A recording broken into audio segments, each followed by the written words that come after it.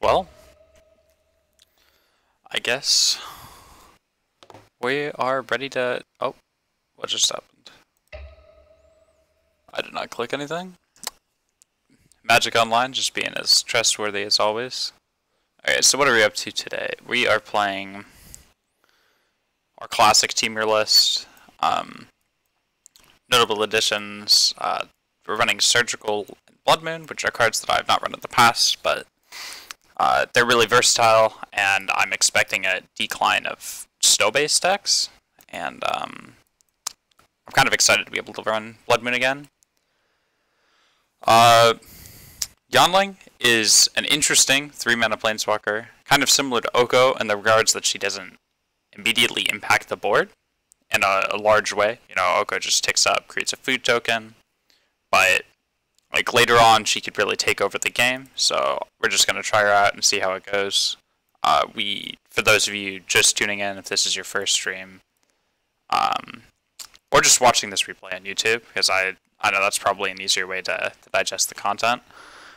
We're running 3 Remand and 3 Deprive with the Mystic Sanctuary package. We have Once Upon a Time to find our extra lands so that we can have a very high spell density for Delver of Secrets. We're running Thought Scour for Mandrills. We're running a Singleton Peak. And that just about sums up the deck. So, with that being said,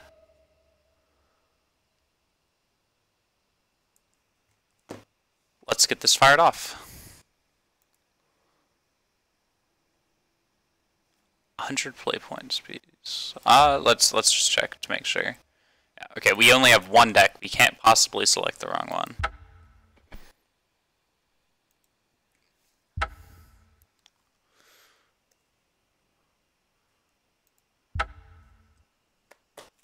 Good. I guess we could have talked about the deck while we were waiting for a match. If you guys have any questions, feel free to drop in the chat. Ask me just about anything, and I'd be happy to answer. Card choices and such. I'm familiar with a lot of modern decks, but I'm not prophetic. I can't really tell you how great this deck is going to be in the new modern. I think I have a fairly reasonable burn matchup. Burn always pops up its head whenever the format shifts like this. But we'll just see what we run into.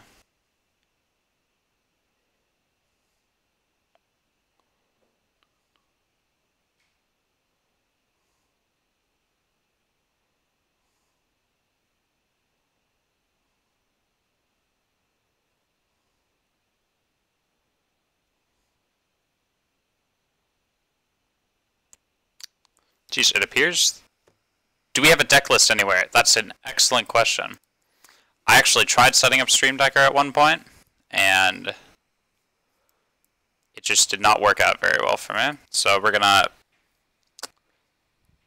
I have the deck list here, but I'll send you the MTG Goldfish one. This isn't the exact list we're playing with. There's a couple of slight variations, because this is my paper list, so I can afford Force of Negation in paper. And we're running 1 Brazen Borrower, but otherwise it's essentially the same thing. But thanks, Toby Batman, for dropping by. We'll see what we're playing against. Whoops. And everything resized.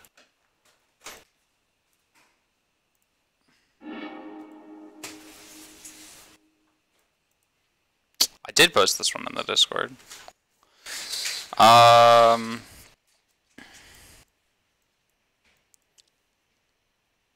Sounds really not exciting. Like, best case, we get 2 colors of mana.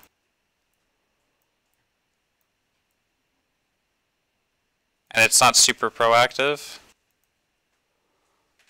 I think we're gonna mulligan this. We can find a better 6. Okay, this hand's better. It's definitely awkward, because we're gonna be keeping 4 lands, a Delver, and a Burst Lightning, but... Put an island on the bottom.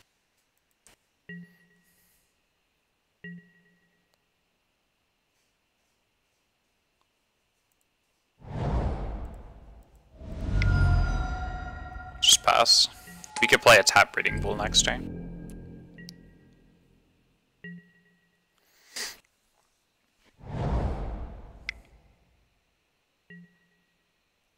Utopia Sprawl.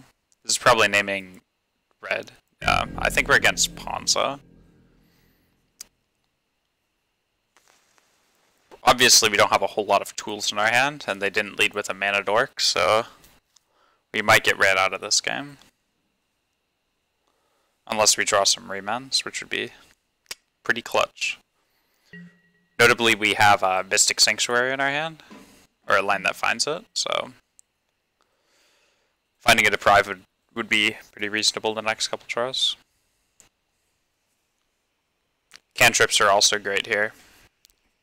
Flips Delver, and so we could start pressuring them, and then we could find our counterspells.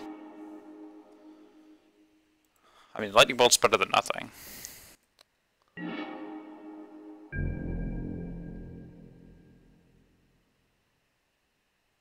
You could make the argument that we're supposed to hold the breeding pool so that we expose less of our colored sources. So I think we're going to do that.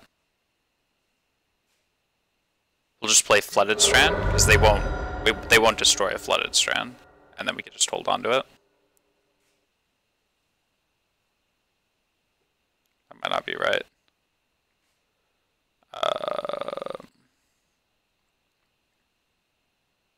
Let's just play Flooded Strand pass. This is good if they try to play Blood Moon, because then we can have 2 islands.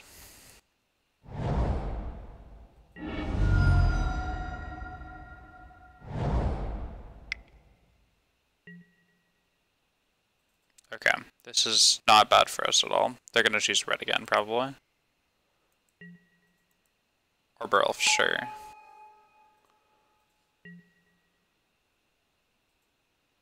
Okay, there's nothing we can do about that. They have 3 cards in hand. Just go to their end step, and we'll Burst Lightning their elf.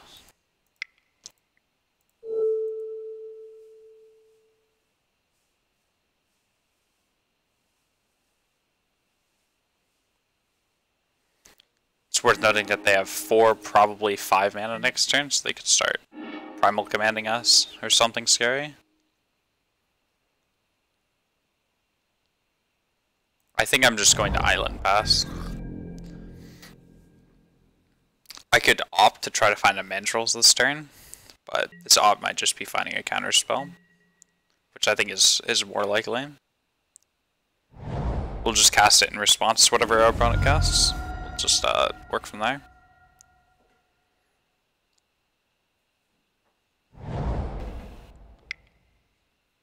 Okay, this looks like a Bloodbird Elf. Okay, I guess they're just playing Utopia Sprawl Tribal. I mean, this could still be a BB. Okay, let's see if we could find a Deprive or something. Reman's good.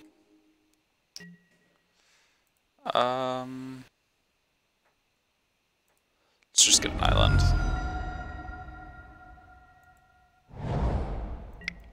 This was the concern with putting the Flooded Strand in play. It means we can't get a Sanctuary now, but we might just draw into one anyways, so it's not the end of the world. Okay, hopefully we draw another counterspell here.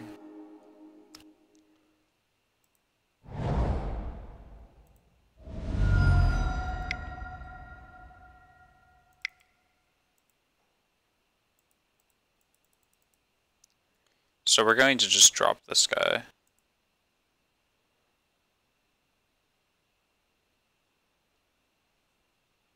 We'll get rid of Burst Lightning. We have a Bolt in our hand if we want to snap back a Bolt. We're probably just bolting this Chandra. They're going to play it, tick down in our Mandrills, and then we'll play a Hex Drinker and hope that's good enough. Shocking is a very bad sign for us. Because they're going to tick down killer Mandrills. And then if they have a follow-up threat, then we're in trouble.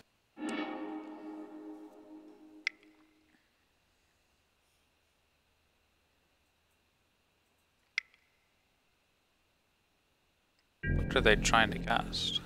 Interesting.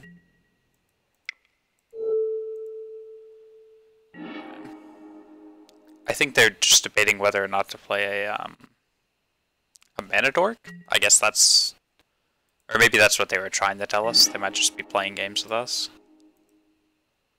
Mandrills is better if they have Lightning Bolt, so they can't blow out our Hex Drinker. So I think we're gonna...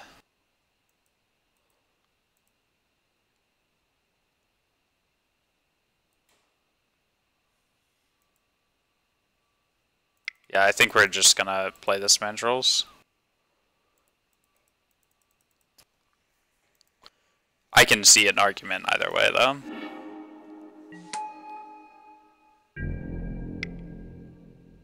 It really just depends on what this is. Once upon a time. Okay. Oh yeah, then we should have probably played our Hex Drinker. It's fine, though. Seasoned Pyromancer. Okay, well now Hooting Mandrills looks good here, because Trample lines up really well against that. So this might just be red-green mid-range, but I think this is the red-green lock deck that that was in GP coverage a couple months ago.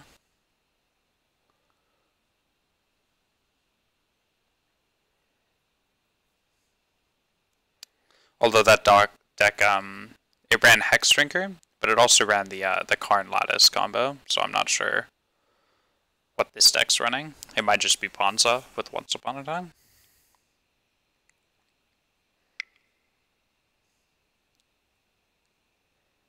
Although we haven't seen any land destruction, so I'm...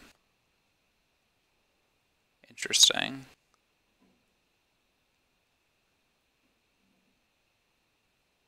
They have a Seasoned Pyromancer in their hand, so why are they casting Stomp? I guess they're just getting it out of their hand? I feel like they should shoot me though, right? Or they cast Seasoned Pyromancer and then hope they draw a Bolt?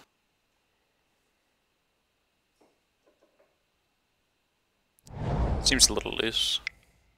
They just cast the Giant, probably. Okay, we get to respond with Hex Drinker, so we're in a pretty reasonable spot.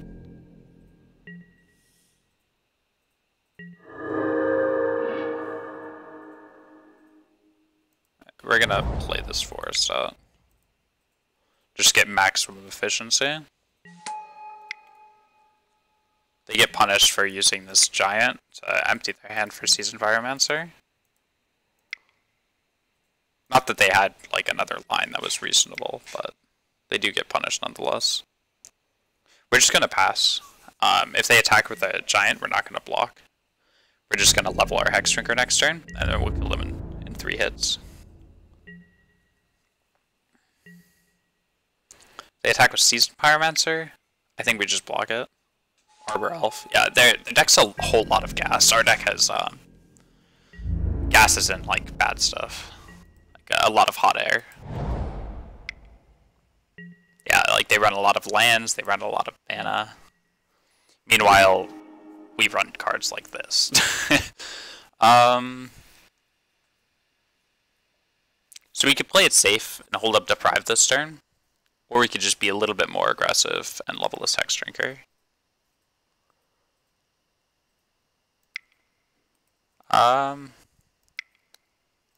I don't think we're really losing if we level Hex Drinker here, and their board state's getting to the point where it's scary. So I'm used to playing in paper, where you could just kind of like, oh, my opponent has no cards in hand, I'm just gonna shortcut this and like tap all my mana. Okay, so let's hit him for 6.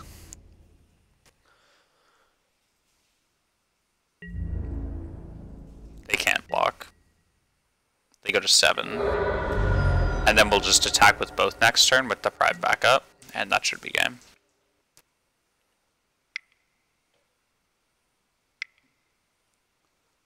Bloodbraid, sure. Sure. We'll see what they hit. I mean, they could do 10 damage to us this turn. They have Magus of the Moon. Sure, I mean, like, look at our Blood Moon resistant mana base. Yeah, you got it, opponent. Okay, we're not going to be attacking with Mandrills next turn.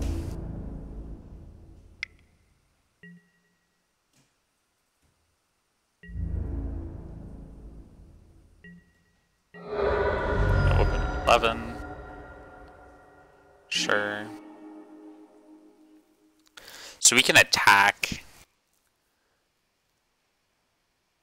and that'll force them to block with,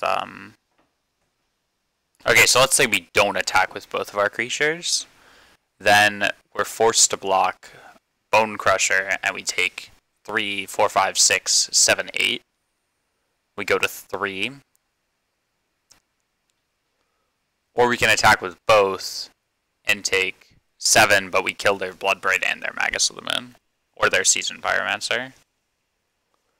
I think we just attack with both here.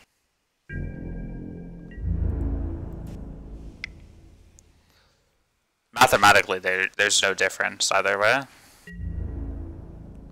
But this could force an error on their part. Sure. That's fine. We'll let their Seasoned Pyromancer stay alive.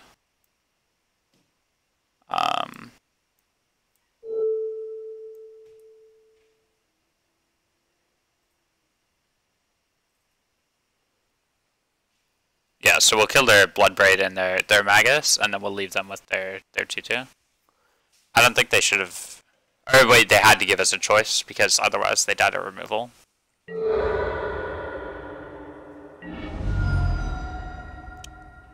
Alright, so there we go. So now we're not even dead to Lightning Bolt, if they do have it.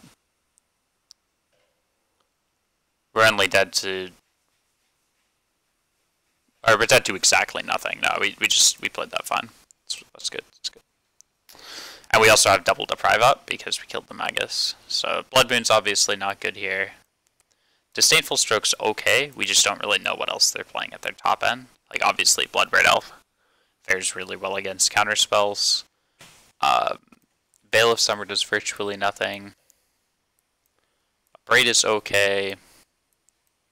Surgical's okay. Staticaster's okay. Huntmaster's pretty reasonable. I think I'm definitely interested in 2 Huntmaster, and I think we're gonna leave everything else where it is. But again, it really depends on what they're running. I guess since they're running Chandra, we'll bring in the Stroke. As for what to cut, they run very few 2-drops.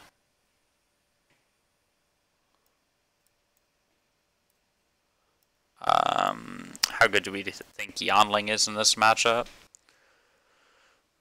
think they're fine. I think having the online threats is good here.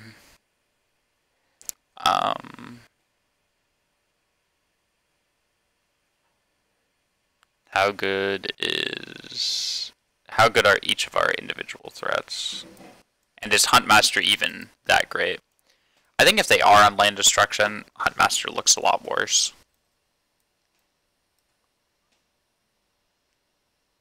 Because we're less likely to hit 4 lands. He might be better than a Hexdrinker here, though. Like at 4 mana, I think I'd rather cast a Huntmaster than a Hexdrinker. So we'll just do that. Pretty conservative boarding. I don't want to go overboard. Let's try it like that. We'll see. If they're running lane destruction effects, we'll bring the Hexdrinkers back in for the Huntmasters. Okay, we got a fetch. We've got Delver on turn 1. Unfortunately, this is going to have to be a Steam Vents if we want to use a Bolt. They might have brought out their Moons and their Maguses, though. But we'll keep. We'll just see what they lead on.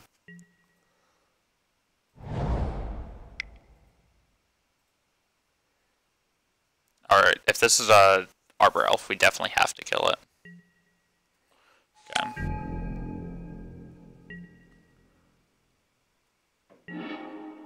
Rainforest is a really good draw here.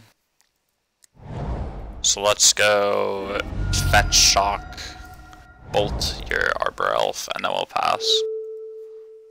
And then we'll probably go turn to Fetch, Island, Delver, pass.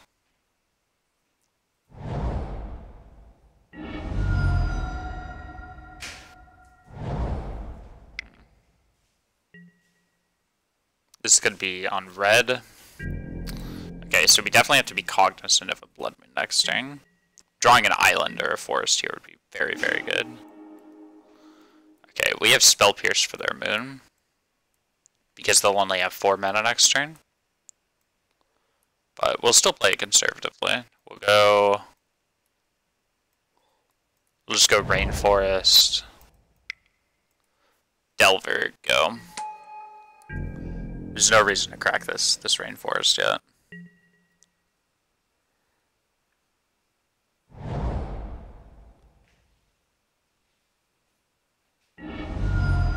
Okay. Stomping Ground, sure. This is Chantra. Okay, we feel really good. No. Yeah, let's see what they cascade. Spirit Guide. Okay, so they're definitely like a more of an all-in turbo 8-moon red-green deck, I guess. So I don't think he's playing traditional Ponza, at least not in large numbers. So we just have to let these resolve. It's fine. They get 5 power in play. It's pretty insane. Sure. They hit us for 3.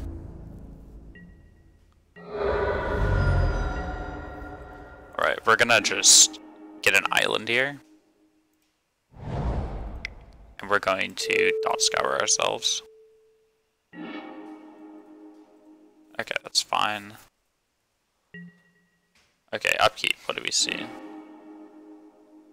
No, but Rainforest is really good here, because this lets us get Cycline mana. We'll just pass.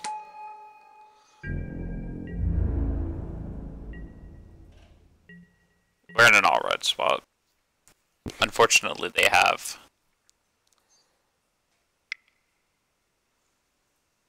They're just gonna drop a Chantra, I guess? Once upon a time, sure.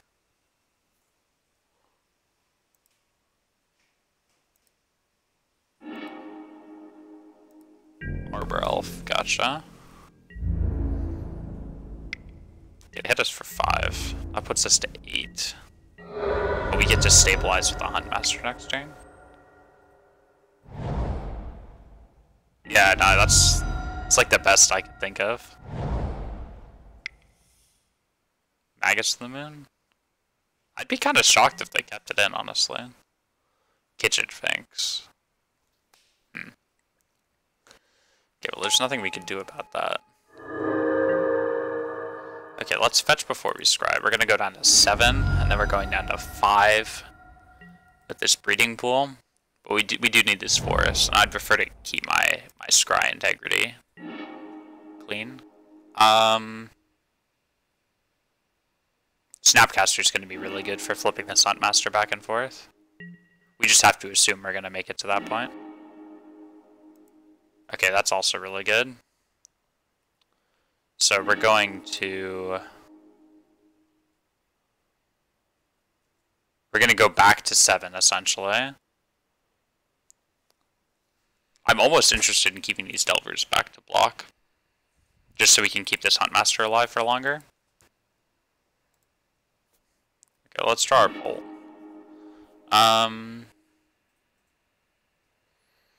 Alternatively, we can take this turn off to stabilize, and we could just snap Bolt. Like, play a Breeding Pool tapped, snap Bolt, block, Bloodbraid, kill Spirit Guide, take 3, go to 4, which means that we're still not dead, but then we get to hit them for 6.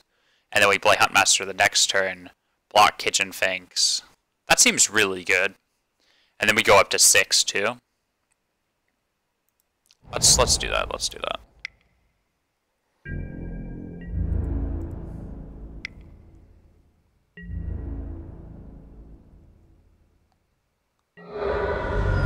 Yeah, as much as I'd love to slam Huntmaster here, I think Snapcaster Bolt is just a little bit higher upside. Okay, so they attack us with everything. We flash in Snapcaster Mage. Target Lightning Ball. I think they're at F6'd. Okay, Snapcaster Trick resolves. We're gonna go to blocks. And we'll just bolt their Spirit Guide. We could bolt the Kitchen Finks here, It saves us a point, but the difference between 4 and 5 isn't very high. And this, like, permanently removes a creature from the board. Sure. That's not a very threatening follow-up. Okay. And then there's the Arbor Elf we knew about. Okay. So they have very little in play. And we've got a killer board state. Draw a Flooded Strand. It doesn't help us a whole lot. Actually, it is a Mystic Sanctuary, which is just alright. So we're going to tap all of these, I think. Yeah, we don't have much of a choice. I mean, we could keep a Forest untapped, but I think keeping Strand up is better. So we'll play Huntmaster.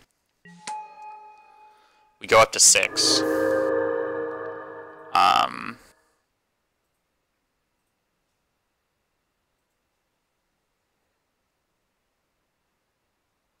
Yeah, then we'll just hit him for 6 again.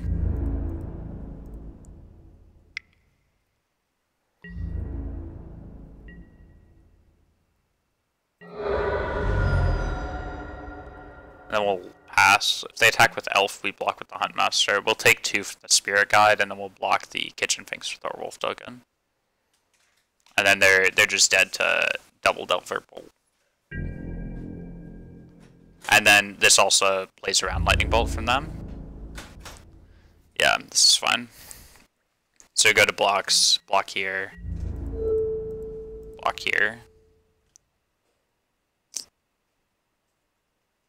We could let the Kitchen Finks through, but then we die to Lightning Bolt. I don't like that. We're not cracking our fetch either. So they do go up to 7, but they're still dead to our Bolt. Unless they have removal. But... Sure, okay, so they lose. That works. So we draw for turn. Get a combat. We hit him for 6. And then we just pass. We have Bolt in hand, but it's better to just kill them off the Huntmaster trigger. Like 1, we get style points. 2, we clear out their board. And then 3, we just like keep all our resources. So it's just like the better play. Okay, so that was a nice good 2-0 against Cruel Monsters, or whatever we want to call that hot pile of garbage. Let's get into round 2.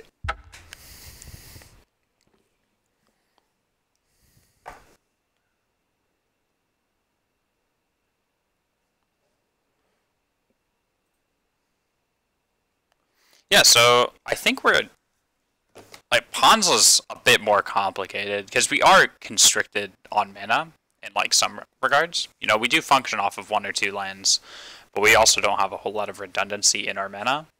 If we run Wrenn and 6, our Pawns and matchup's a really breezy thing. But here I only have 2 red sources in my deck and 2 green sources, so they just kill both of those, and I'm just out of the game as far as casting other spells. Other than my mostly like mono blue suite, but my threats and answers are not all blue. Okay. Well, we won the die roll again, so we're 2 for 2. It's a good start. And this hand's fine. We have a Bolt, Deprive, we have a creature for beatdown, and then we have a Once Upon a Time and 3 lands. We're missing 1 source of mana, but we can find it with the Once Upon a Time, so this is good. We'll just start off by probably Once Upon a Time, and then we'll play the fetch we found off the Once Upon a Time, or play the Flooded Strand. And if we find a Delver, that's just icing on the cake.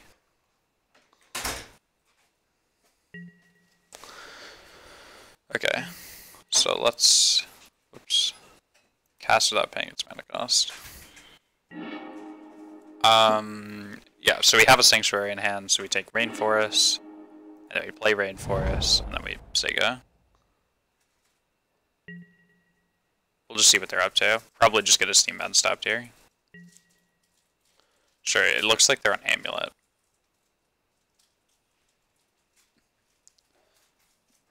But this sees play in a wide variety of decks. We'll see what they reveal and we'll work from there. If it's Basic Forest, I have no idea. But it's also good for us, because cantripping into a Basic Forest isn't a super great play. Like here, we got to fix our mana, which feels really good. We're also setting up for a turn 4 Deprive lock too. Or turn 5 if we have to cast this Deprive. Cavern. Yikes, this better not be Titan. Please not Giant. Fudge.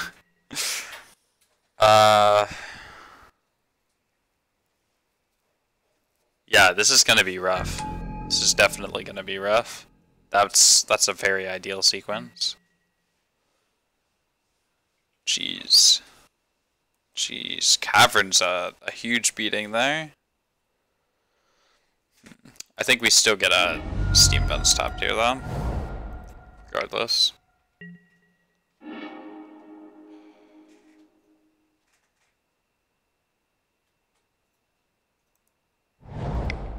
Right.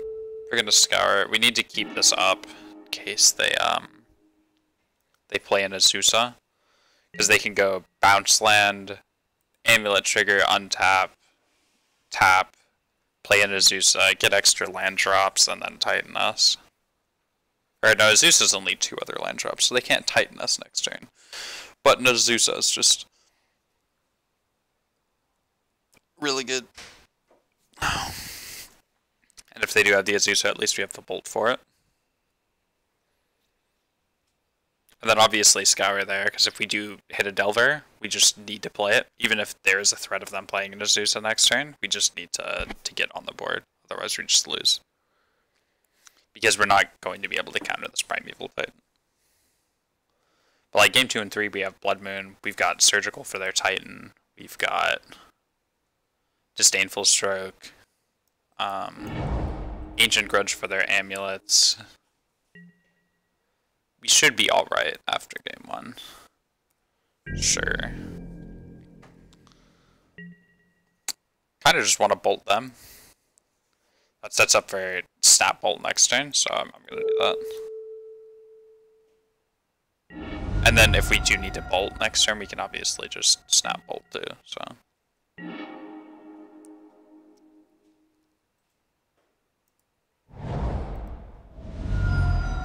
We're gonna pass. It looks like their draw's a little bit slow, which is very good for us. Saying that, I mean, they obviously do have an amulet, so it's scary nonetheless.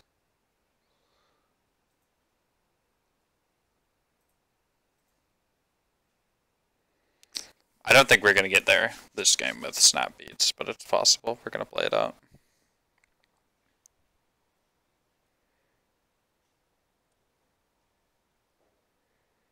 I don't know what they have in their hand. Leading Garen Brig on 2 was very interesting. I thought they would have had a play. Radiant Fountain. That's irritating. Kind of invalidates the Snap Bolt plan. But I mean, it's the only plan we've got. They have no bounce lands that we've seen. If they have a bounce land, they will play it next turn to bounce their Radiant Fountain.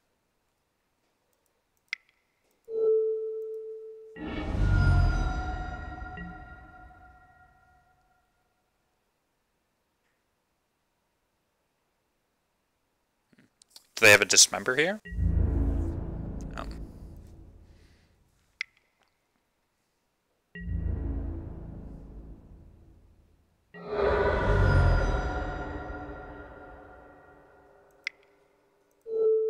Let's take a look.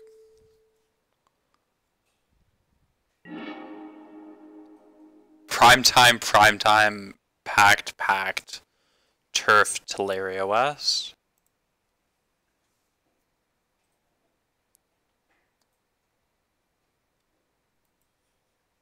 Oh, they're missing the second green for Garen Brig.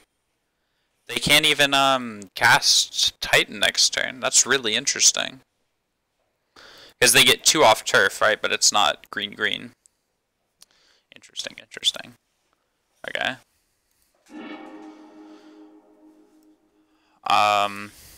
We'll go Sanctuary. We'll just put this peak back on top.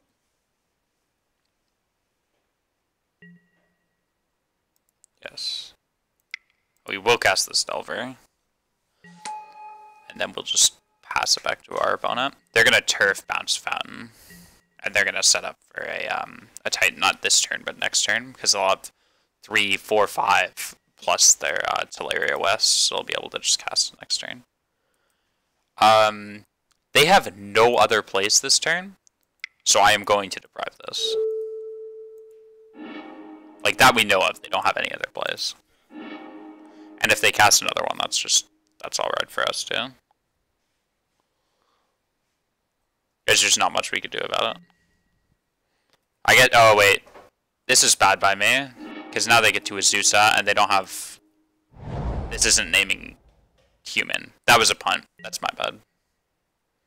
I just assume that Cavern makes all your creatures uncounterable, which is not how it works.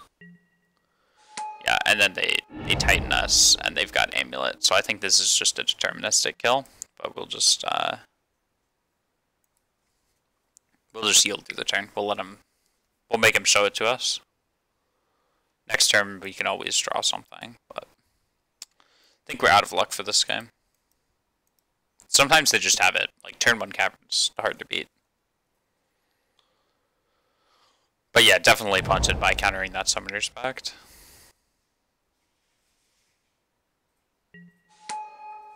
Although, I don't think we could kill them anyways. There's no combination of cards that lets us beat this.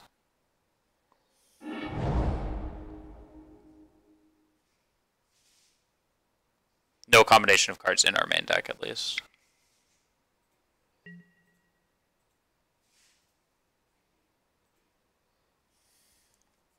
Okay, give it a haste. Go to combat. Hit us for 8. Get their triggers. They just have like another prime time in their hand too. It's just the worst part.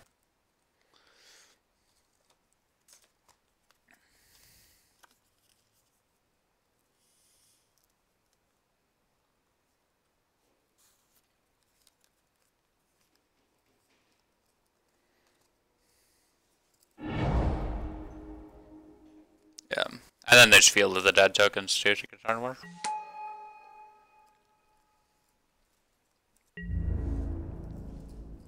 I guess they're not going for the kill, but I'm not going to play it out either. It's fine.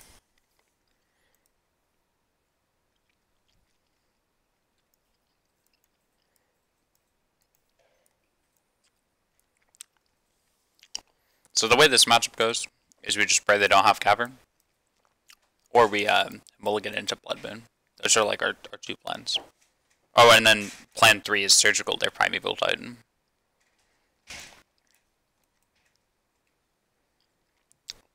Or we can like Thought Scour them and then Surgical Field of the Dead or whatnot.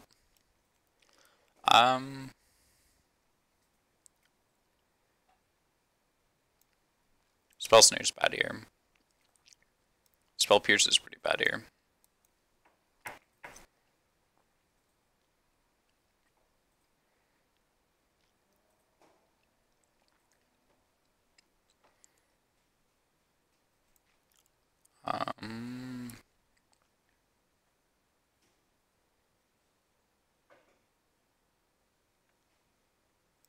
I kind of just want to bring in an Ancient Grudge to deal with amulets.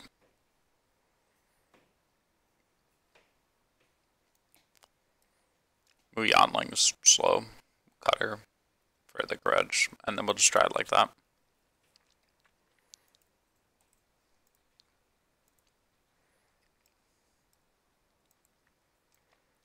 Sorry, I'll increase the size on this. This might be a little too small for you guys to see.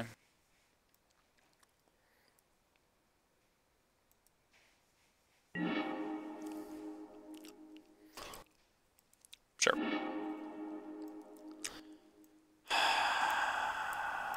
Okay, so we have no green mana for Hexdrinker. We have a Snapcaster with no spells to flashback. And we've got a Surgical with no way to get things into their graveyard. I think this is a mole. Our deck's just not really liking us today. I think we keep this, just bottom the Hexdrinker. Just look for lands to start countering stuff.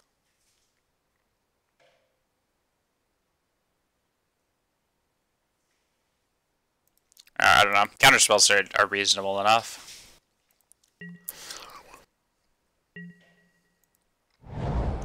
Just pass. We get to opt. Look for a land. We threaten Spell Pierce here.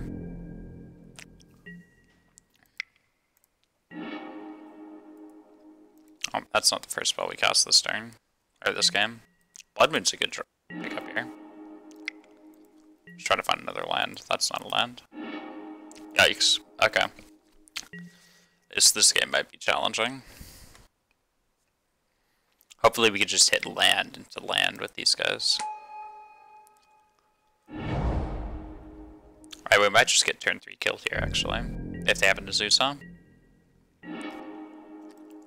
Alright, well that prevents that from happening. Do we? We already hit our land drop for the turn. I think we just pass.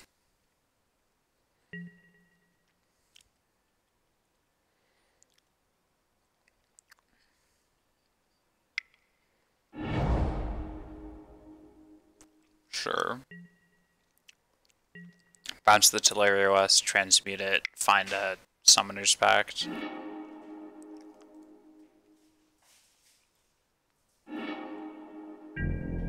Sure. Alright, well now we're gonna Thought Scour us. Interesting. I was hoping we'd hit a land there, because that would make my decision easier. Whoops. I think this has to be a Steam Vents anyways, because we need to be able to cast this Blood Moon. And we'll just look for another land. We have no non-basics.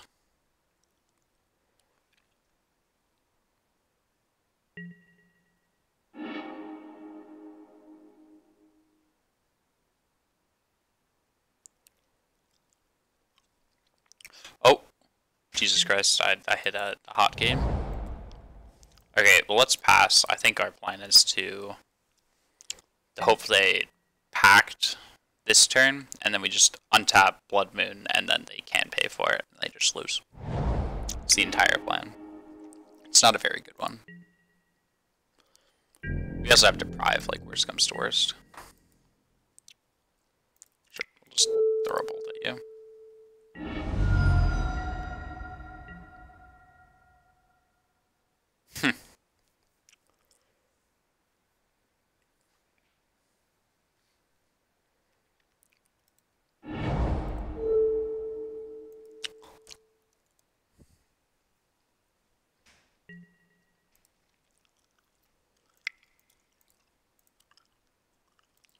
I think we just have to jam it. If they have something, they have something. Wow.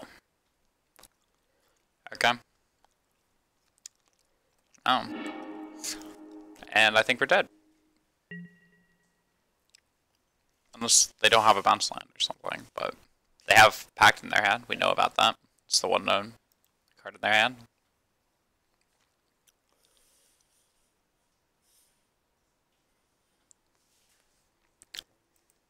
I guess I should play around Dispute more. It's just not a card that's really on my radar in these type of matchups. Got the Titan. They have the bounce land.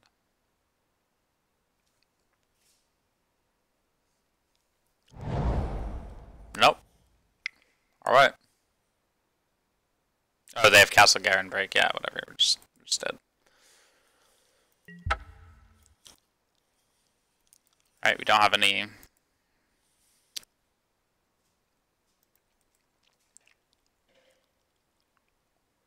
Yeah, we don't have any odds to this. Jeez, unfortunate. Let's go straight to match 3. Sometimes that matchup really just is like that. It's possible we should have waited on the Blood Moon. Actually, that was probably the right play. I didn't anticipate the Mystical Dispute, but I guess that's a card that more decks are playing now.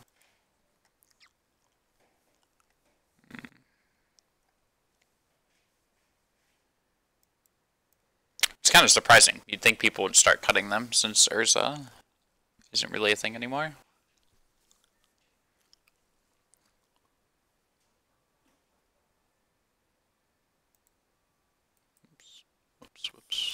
Get out of here.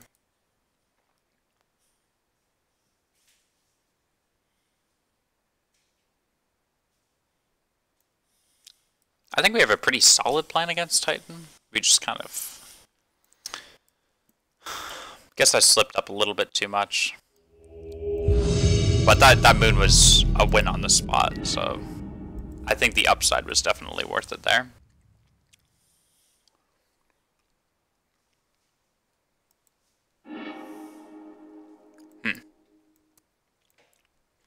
I think this hand's barely passable, because we do have interaction. We have a cantrip to find another color, and if we find red, then we have plenty of interaction, plus some threats.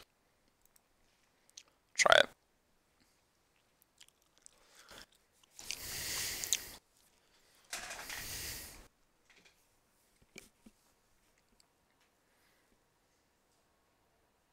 Well, the 5-0 dream this league is not alive, which is unfortunate. But that's fine. You know what? We can still go 4-1 again.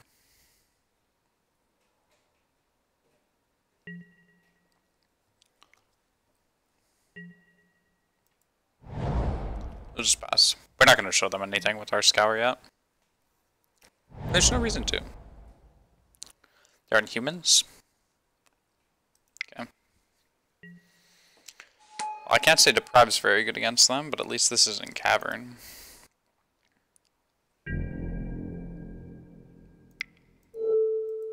Hopefully we find a red source.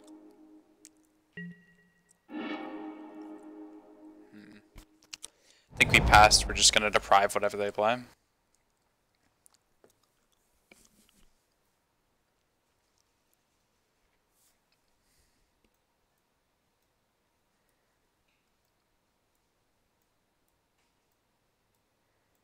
They have a lot of very, very powerful 2-drops.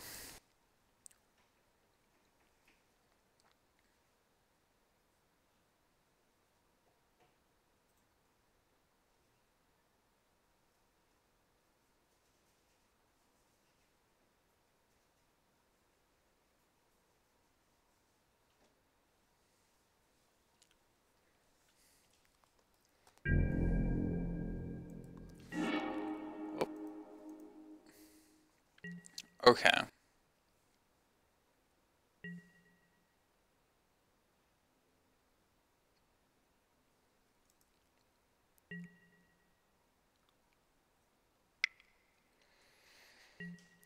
Another Vial. I think we counter this. It stops the development a lot. And if they don't have a 1-drop here, then we're in an alright position. Not great, obviously, just alright. Hopefully we'll find a land soon. It's not quite it. We'll have to pass again.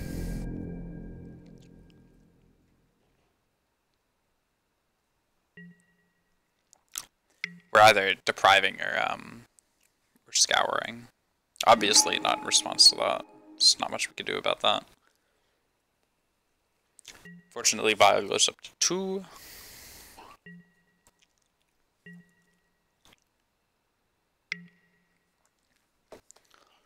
Oh, please not Thalia's Lieutenant. Or Thalia. Or anything scary. Just be like a... Okay. Yeah. Hopefully they don't have like a land. Yeah. We can't deprive this because they have a Thalia in play. So we let this resolve and then we scour ourselves, and now this is out of burst lightning range. And they get to hit us for 4.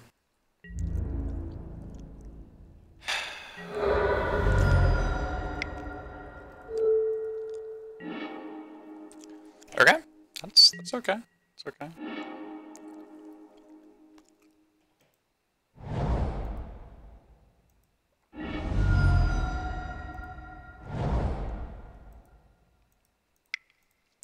We need to do this now because if they untap, they can get any number of dumb things that grow it.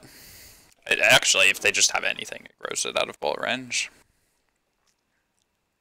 And then I can't. I don't have the luxury of just bolting the Thalia.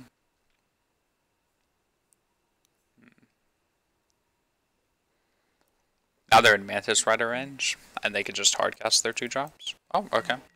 Then they have at least two 2-drops in their hand, which means that we're getting double spelled this turn.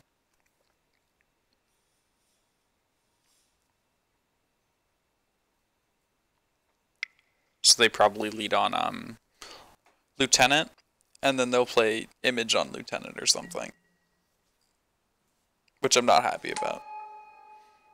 Being right feels good, but it doesn't feel that good.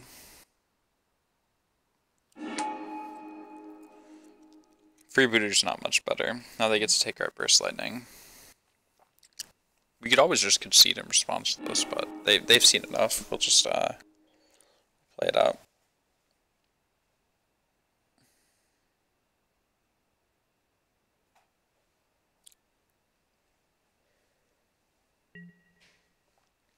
Sure. Their entire team gets stronger. We're missing a land for the Snapcaster to do anything. Okay, well we found the land. But now do we kill the Thalia, or the Lieutenant, or the Freebooter? I think the answer is probably the Lieutenant.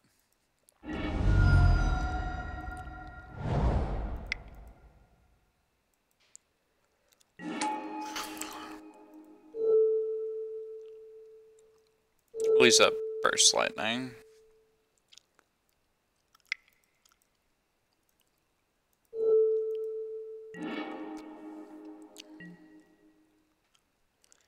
And then we'll just block Hierarch, assuming they attack with it.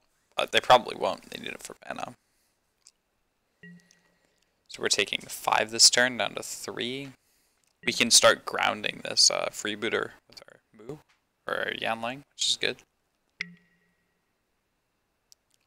This is Rider, we're just dead. Yeah, that's fine. We're not literally dead, but we're dead enough for all intents and purposes. Okay, so we're gonna bring Blood Moon in here. Good for locking them out.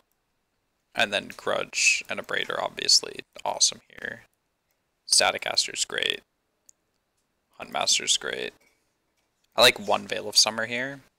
Actually, I kind of like 2. What's bad? We essentially take out. I know, it seems like a lot of cards, right? We take out 2 Spellbeers, we take out 3 Deprive, 3 Remand, and then we take out 2 Ops. And we'll take out a Spell Snare.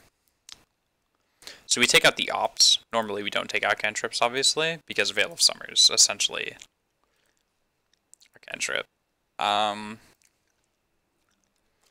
there you have it. There's the new and improved deck. So we're gonna try that.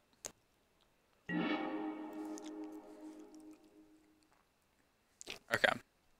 Take the play.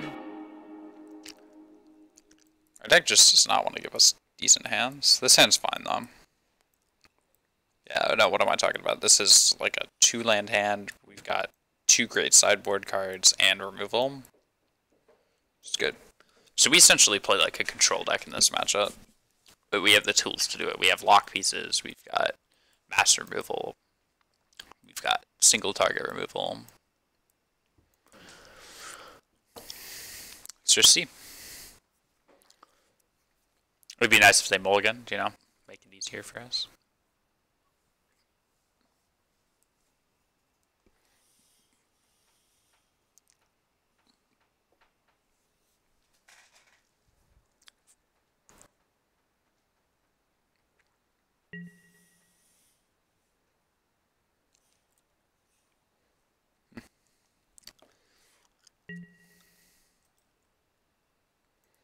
Yeah, let's see if we hit a land. If we don't, we're in trouble, but we will.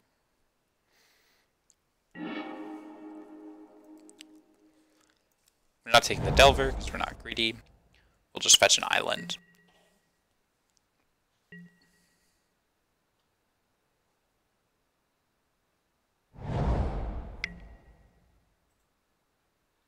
Sure. Them starting basic planes is actually pretty good for them. Well, actually, we'll get steam vents, because we need to bolt. I guess we don't need to, but it's in our best interest. It's going to be a bit harder to just, like, cheese a win through this Blood Moon, which is annoying. Kind of wanted a nice cheesy win. We could play the Hex Drinker this turn. It just lines up poorly against Reflector Mage and such. And also cuts us off of blue for our Blood Moon. Assuming we get a forest. So I think we pass and we just like double scour. Find our third land for Staticaster. And then we can try to get another Rainforest from there. But Staticaster might just be enough here too. We'll see. They don't have Vial. We're in kind of a reasonable spot. Are they stuck on one land? We don't have Spell Pierce in our deck, so we're not Thought Scouring now.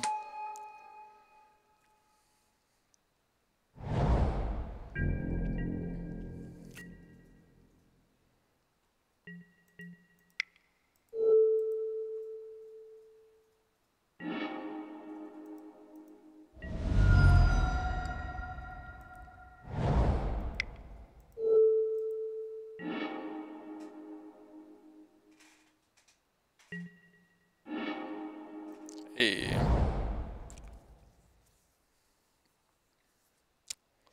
I think we're just gonna go Island Blood Moon here.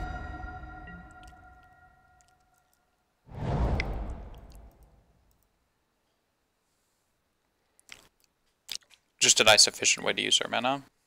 And then we can snap a braid this vial too.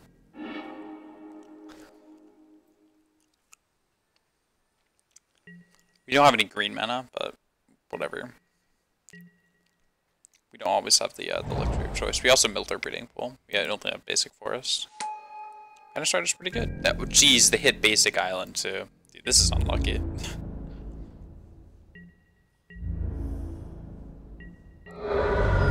Doesn't look like they have hierarch or champion, so we don't have to really worry about that. Because if they had hierarch, they would have played it before they attacked, and if they had champion, they would have played it before their Mantis Rider. Let's see, what do we got? That's alright. I'm fine with Delver, Bolt their Mantis Rider, as they go. I can't believe they drew both of their singleton basics, though. Opponent's really lucking out this game.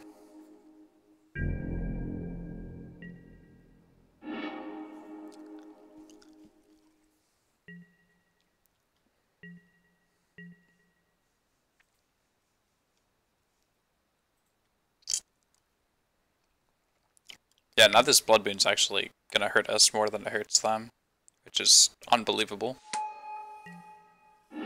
They get nothing here. Alright. Yeah, that's right. You don't get to choose anything. Oh. Now that I'm snap. It's unfortunate.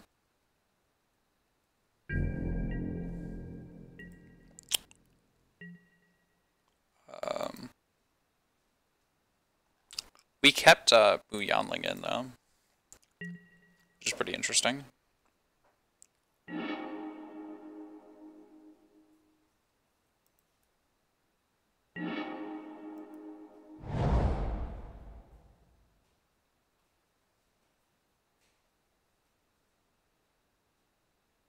I used to just pass here.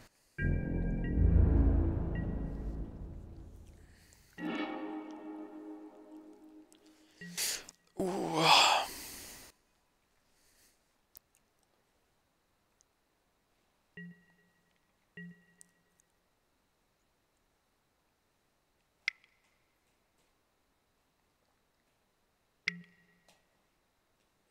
Another Mantis Rider? Campbell. Reflector Mage.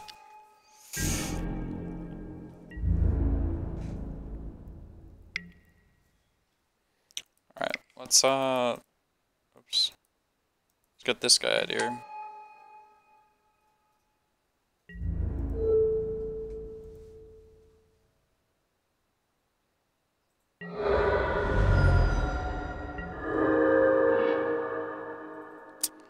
Oh my god. We can't cast either Delver this turn.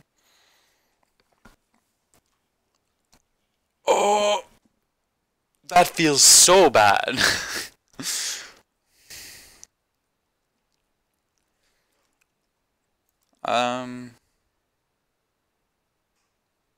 Shoot. Archon. We would be in a pretty reasonable spot if we just cast both of our Delvers, but...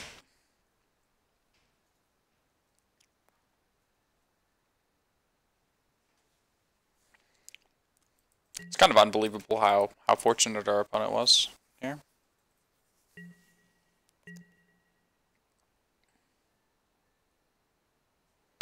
Hopefully we just rip a lightning bolt off the top. Yeah, that's game. I can't beat that. I mean, we'll kill it in response. You know what? We'll play it out. We'll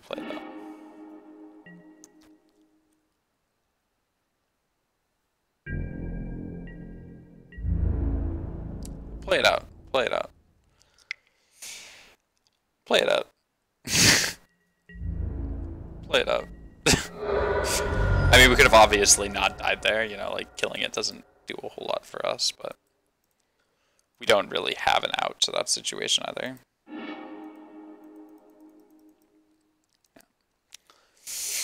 Whew. That's rough. That's rough. Okay, well, let's run another one.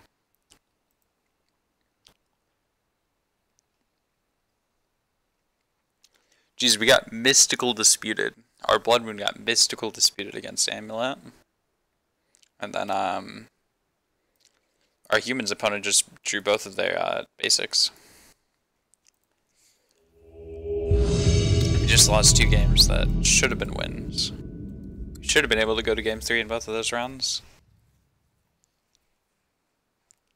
But hey, you know, sometimes they just have it all. And a little bit more.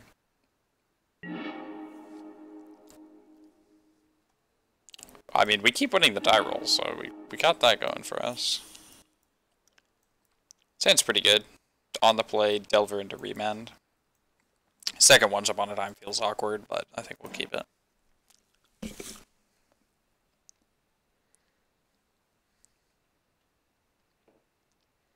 We have no Blood Moons game 1, so we're a little bit more aggressive with our mana.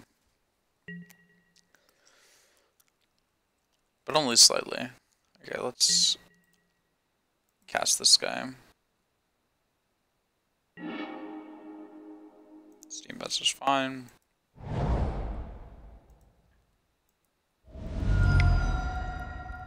You can make the argument we go Breeding Pool turn 1, Hex Drinker, and then we just go Delver Hex Drinker the turn after, but kind of like having the option of holding up Remand next turn. And we can always play Hex Drinker and level it once too. But I really want to hold up Remand and then cast Once Upon a Time, in case we don't Remand. Well, might just be against Amulet again. Again, I think we're equipped to beat them, but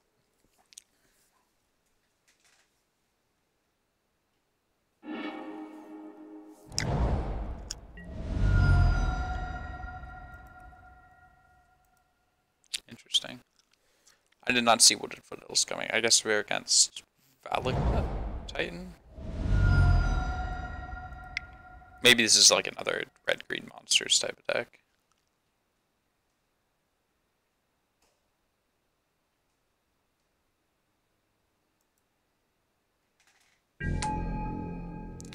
It's a land-based deck. That's as much as I've got for you guys.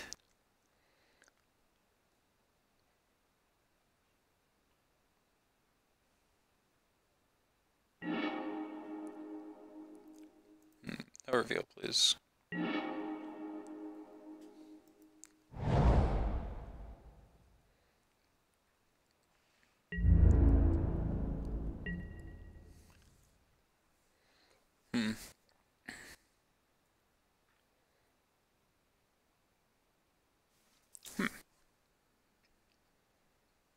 I don't know what they're playing. Maybe this is like a one of. Maybe this is like Teamer.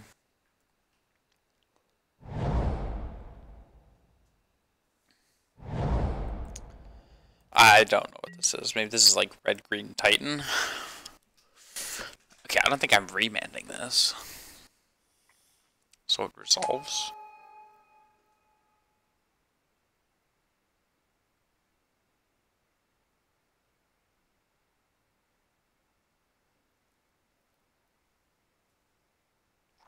Maybe this is a homebrew? I don't know, I'm expecting Titan with Field of the Dead. That's the best I've got.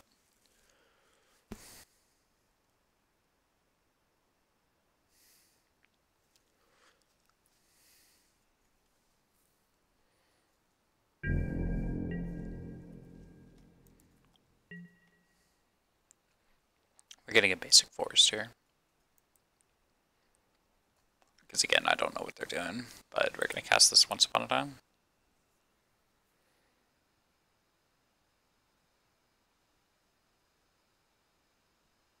Dude, I'm so confused. What are they doing?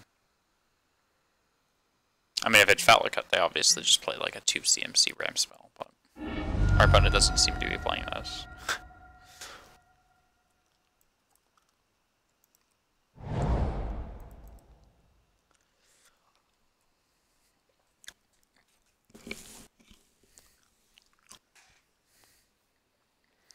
Dude, they really don't want us to cast anything, do they?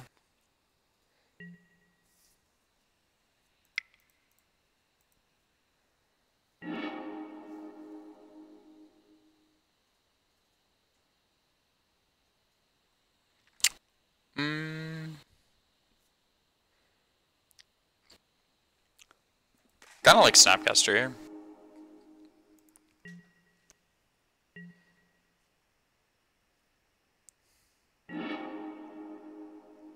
God, yes.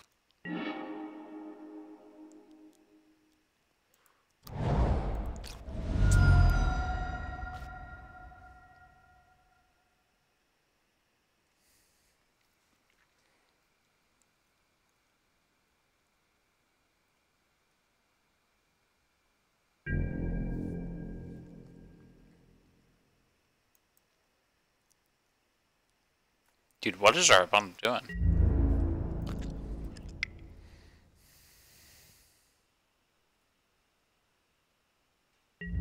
Are they thinking about bolting it or something? Maybe they're lagging. Anyways, let's play a Savannah Lions and pass the turn.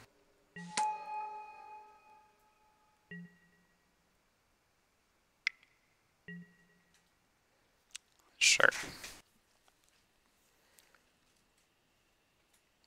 We could remand it, but they could play something big next turn, because they have 2 lands, and then if they have 2 other lands in their hand. Okay, they are running Valakut.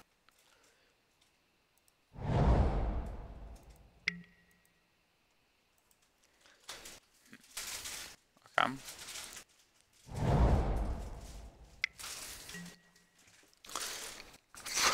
What? Next spell they cast, I'm just remanding it. Interesting.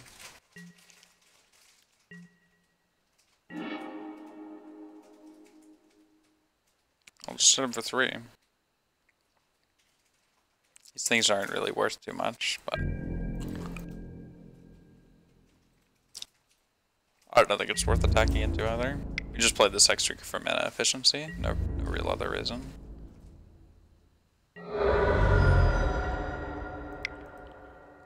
We'll level him. Pass. Deprive a Titan or Escape Shift if it comes our way. I don't really know what this is doing here though. Or all of this is. Just seems like a weird build of Escape Shift to me.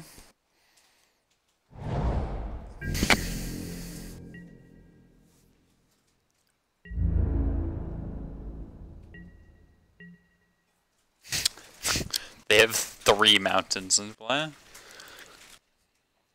Lamau. Another land is good. That's not another land, okay.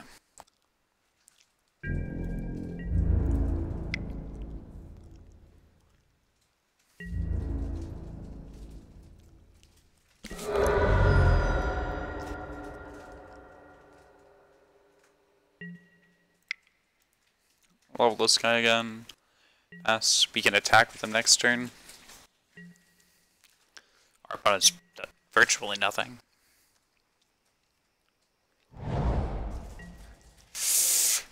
That's something. That's something. They have one card in hand. I think we have to opt here. And set up double counterspell. Hopefully they don't have a bolt to punish us. Sweet, we're not punished.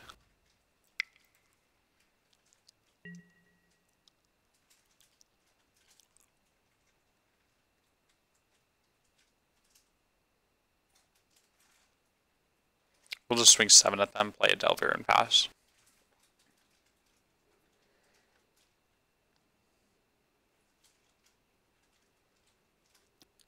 This keeps their zombie tokens in check. And it's slightly better than double counterspell this turn specifically.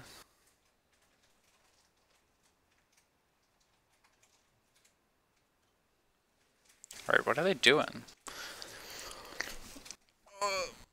Do they seriously just have like another Once Upon a Time in their hand? They're just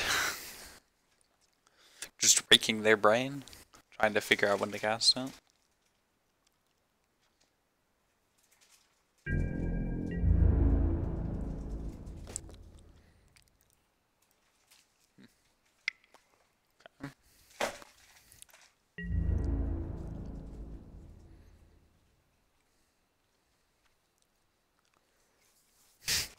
They could triple block this guy.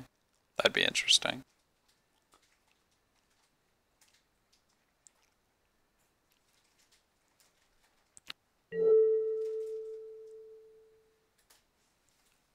Sure, that's fine.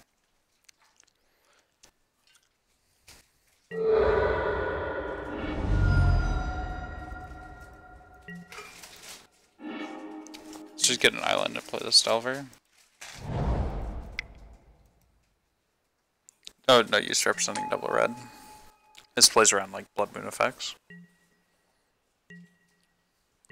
Because if they go like Moon into something, but what they won't Blood Moon us, I don't know. 2 Field of the Dead. That's good to know. I think our opponent's pretty much just dead though. Holy tamale. We'll read it in a second. We're just gonna remend it. Each player shuffles all permanents they own into their library, then reveals that many cards from the top of their library. Each player puts all artifact, creature, and land cards revealed this way into the battlefield. It's the same for enchantment cards, then puts all cards revealed this way that weren't put into the battlefield in the bottom of their library. Yeah, our opponent's just memeing us. It's fine. Get in for one opponent.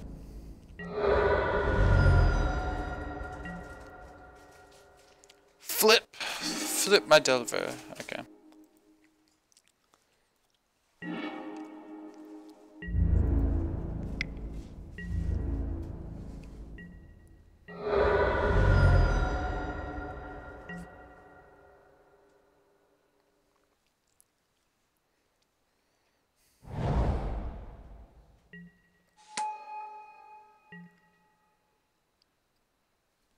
Alright.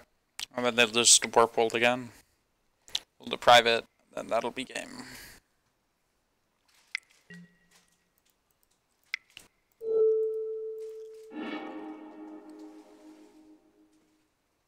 Sweet. Opponent's definitely memeing us. Bloodwood seems good here.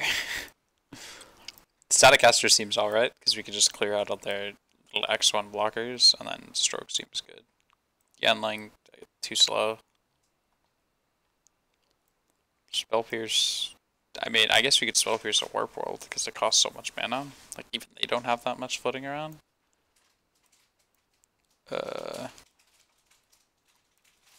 Spell Snare seems really bad.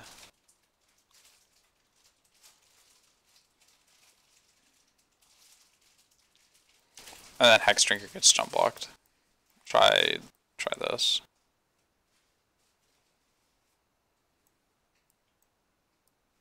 Yeah, surgical might be okay. I don't know. I don't think it's worth it. Keep surgical out.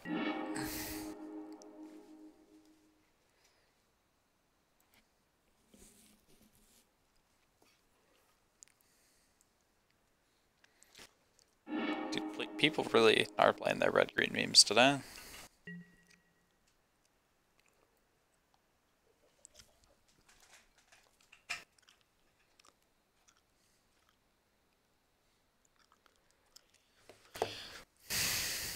This is definitely a mole.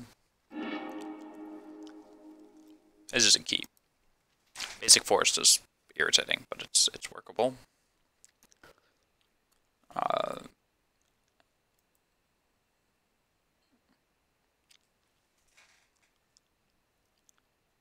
Yeah, we're just gonna have to say goodbye to Mentrals there, I think. Yeah, I don't know. This just really is beam day, I guess. Wasn't what I had in mind, but you know, if it works, it works. Maybe we should have kept Mentrals, I don't know. I think Burst Lightning's really good, because we can kill their Accelerants. Staticaster's really good. Staticaster may not be as good as I think it is. I don't really know. Our opponent, all they did was play these things, so...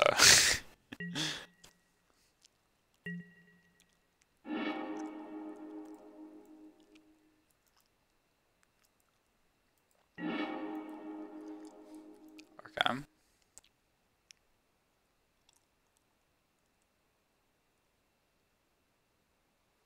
Loose keep with Deprive?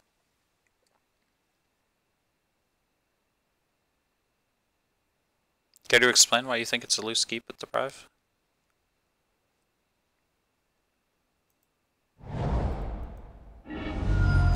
I'm legitimately curious. Like, why do you think it's a loose keep with Deprive? That's not what I wanted to cast. Because, so my thinking is that the way we win this matchup is if we can counter their... No, I once upon a time into Misty.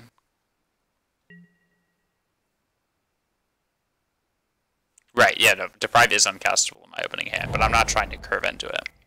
I'm trying to cast it on, like, turn 3 or 4. Holy tamale, what are we playing against? Okay, so they're trying to make landfall triggers with their Sakura Tribe Scout, and whatever the other one's called, which is, like, Sakura Tribe, but it's only usable at sorcery speed. And then they use that with Lotus Cobra to make a ton of mana. And we killed this, and now we don't have removal for this until turn 3.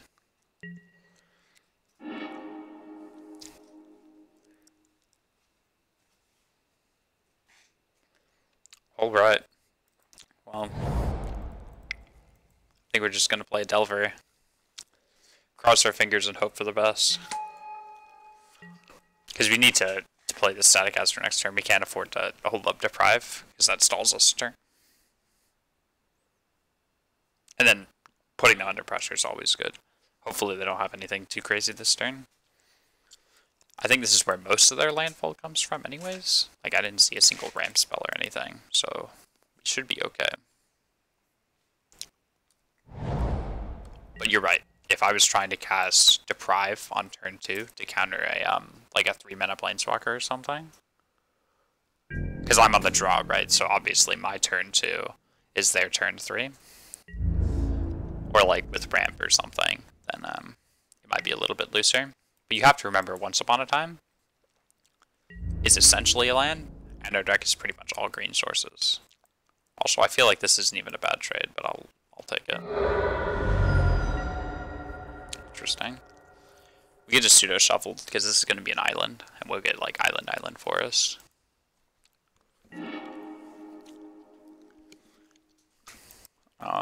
No reveal. We'll just put that into play.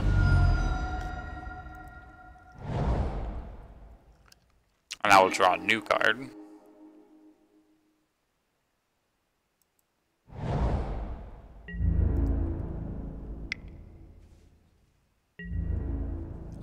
Okay, there we go. So, Once Upon a Time was in our opening hand. We only had... Basic Forest is the only non-blue source in our deck, and it was in our hand. And we have an 85% chance of hitting any land. And since every other land is not a... we're killing this stupid snake now. Because they're trying to stack landfall triggers, they're going to get 2 off of that and play something big. Okay. But yeah, no, that's great. I really appreciate the questions.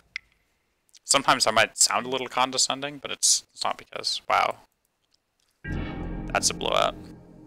It's fine though, because we get to play Mandrills and then hold up Deprive. And we have another Deprive.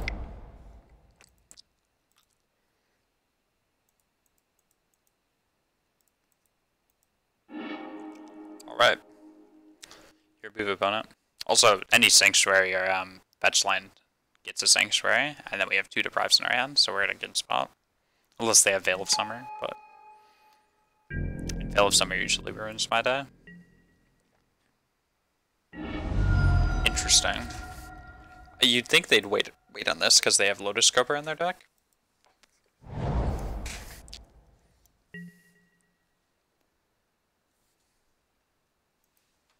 Oh, thank you. No, I'm just kind of rolling around, playing the deck I enjoy, and then I'm just trying to share the content with others because I feel like,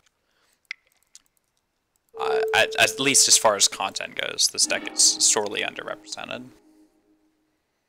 Okay, so I guess this is just like a landfall combo deck with Warp World as its finisher. But I can't imagine they're not running Primeval Titan.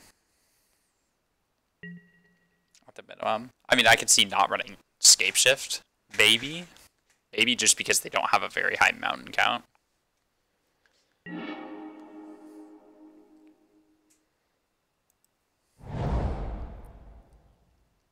I think we were supposed to bounce Forest there, because bouncing Island means that if we drew a Sanctuary, you can't play it, and then instantly get its trigger.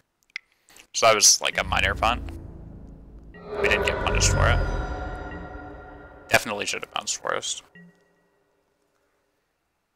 Which seems counterintuitive, because we tap 2 islands and then bounce a Forest, making it like a cancel, but...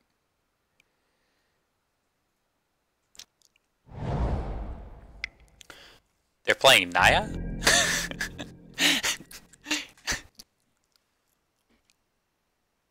It would be crazy, but I don't know. I think they can support it. They can definitely support it. It's just... It's one of those things where if you're cramming a ton of cards in like Lotus Cobra and Sakura Tribe Scout, and they're not even at 7 lands yet. Like, we almost have as many lands as them.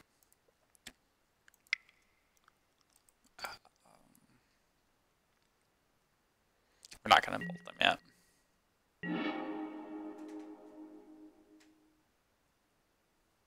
Right.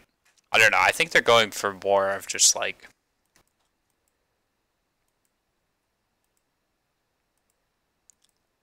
I don't know. You're definitely right, though. I think if they... So what I'm trying to say is that since they're playing a beam deck, and they're playing beamed cards on that, then they don't have room to run like the traditional Scapeshift package with Farseeks and whatnot. Because what Scapeshift needs is it needs a critical mass of lands. You need 7 lands. But Lotus Cobra just gives you mana, it doesn't give you lands.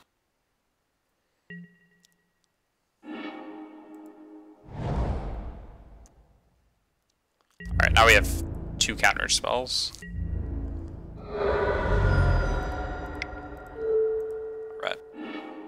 Sweet.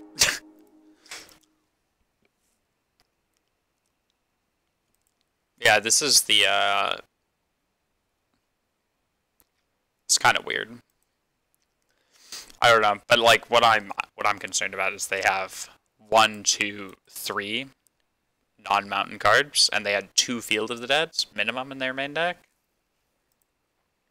And that's just not conducive to Vala cutting. I mean, I know there's a couple of cards like Prismatic Omen, but I didn't see that in that game at least. Valakut just seems like kind of a weird choice in this deck with Castle Garen Break. But since they're running this, it essentially means that they are running Primetime. But we'll see. Okay. So that puts us at 2-2, which is obviously pretty medium. We played against Amulet Titan, and they just, once upon a time, done turn 0, and they found themselves a Cavern of Souls, so it's kind of rough. There's no Field of the Dead Scapeshift deck in Modern, because Field of the Dead is just a slower kill than Valakut, but the red-green Scapeshift decks of Modern do incorporate at least one Field of the Dead into their deck, because it's just a low opportunity cost, and then they split their basics between snow and regular basics to diversify names.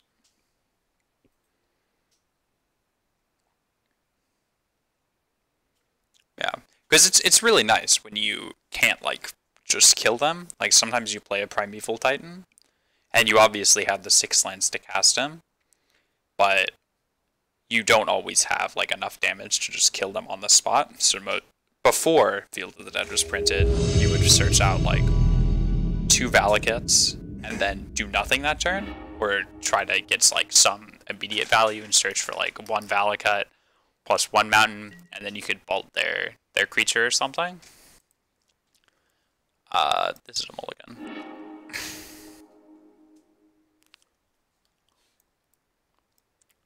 I'm not a fan of this one either.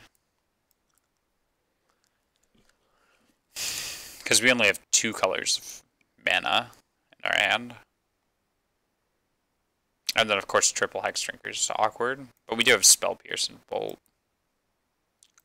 It's not worth it. We'll keep this. I think we're at... Yeah, so we'll put 2 lands on the bottom.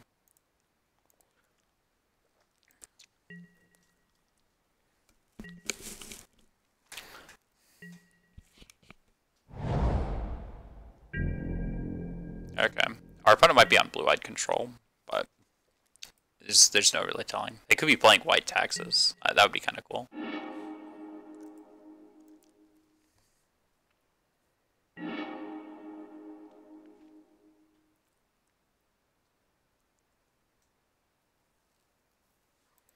I think we'll reveal a Hex Drinker, and we're just gonna jam him on turn 1. That's not true. It gives us a lot of flexibility. We just jam Hex Drinker here. They also know about him, so it just kind of makes sense. Conserves information. Obviously, Delver's a really great turn 1 play. Arbiter, interesting. So we are against white taxes. We'll offer the trade here.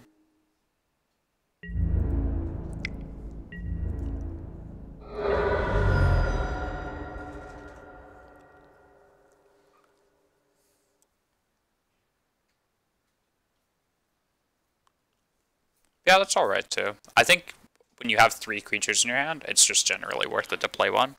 Because otherwise we're going to be playing off curve. And if they are blue-white control, we obviously do need the pressure too.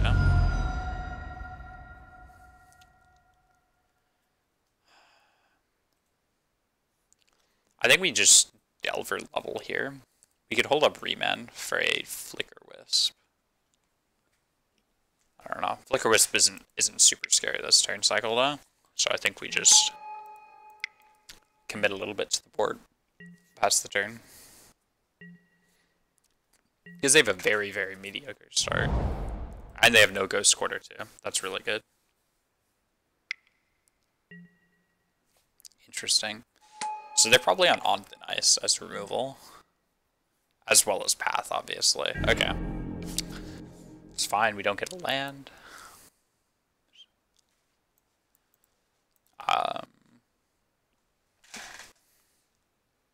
Oh, right, okay, so yeah, like, Swords is not a Modern legal card. So Path is Modern's, Swords to Plowshares. And it combos with, it synergizes with Leonid Arbiter, because he prevents us from searching our library.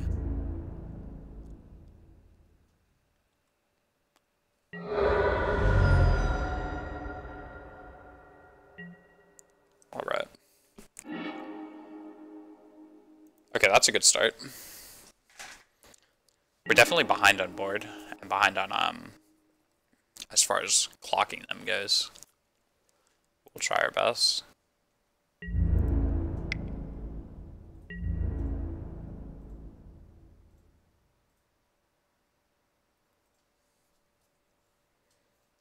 I kind of like the idea of just opting, trying to find more lands. Unfortunately, most of them are fetches, but...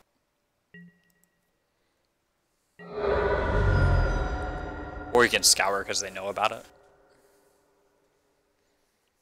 Scour also lets us play a Mandrills if we find one, so sounds alright.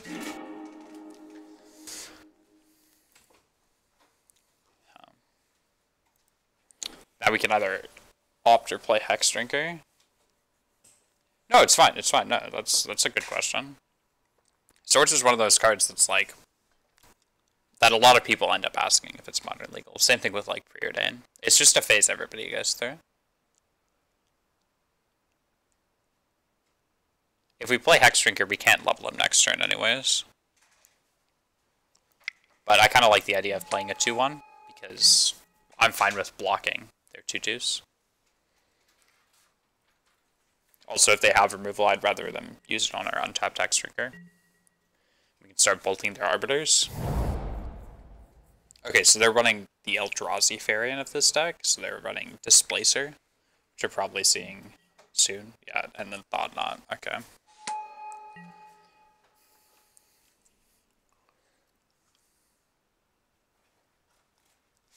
We only get level up if we draw a land.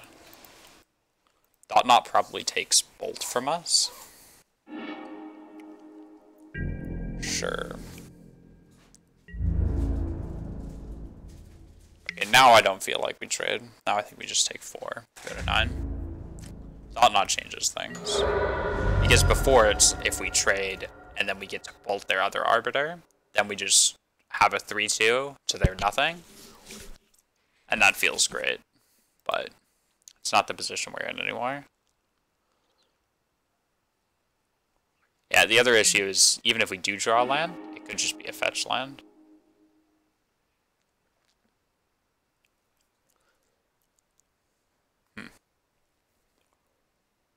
I think we just 3 them here. There's not much we can do.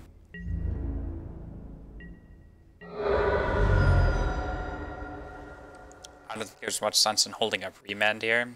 I think we just have to find Mandrill specifically. Like, Delver doesn't do it. That doesn't do it either. Because we need to trade with this Thought Knot. And then we can pull back. That's a punt. I should have leveled this Hex Drinker, but I think I'm just trading this turn. There's not much I can do about it. And then I'm taking 6 down to 3.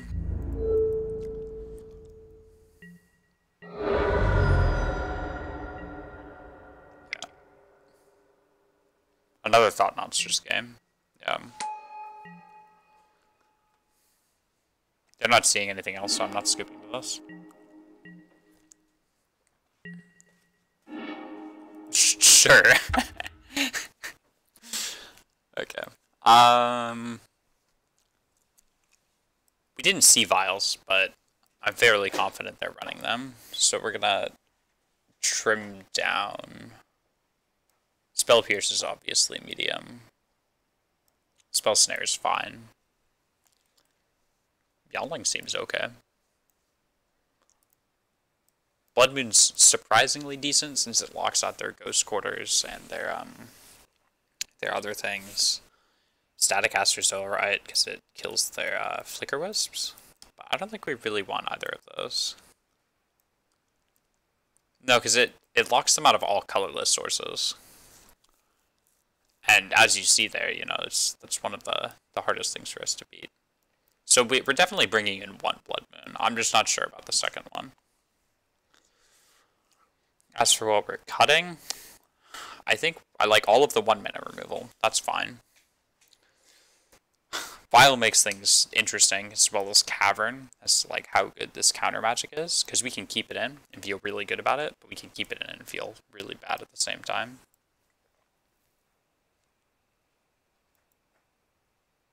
I do want to play Blood Moon, but I also don't want 2 of them.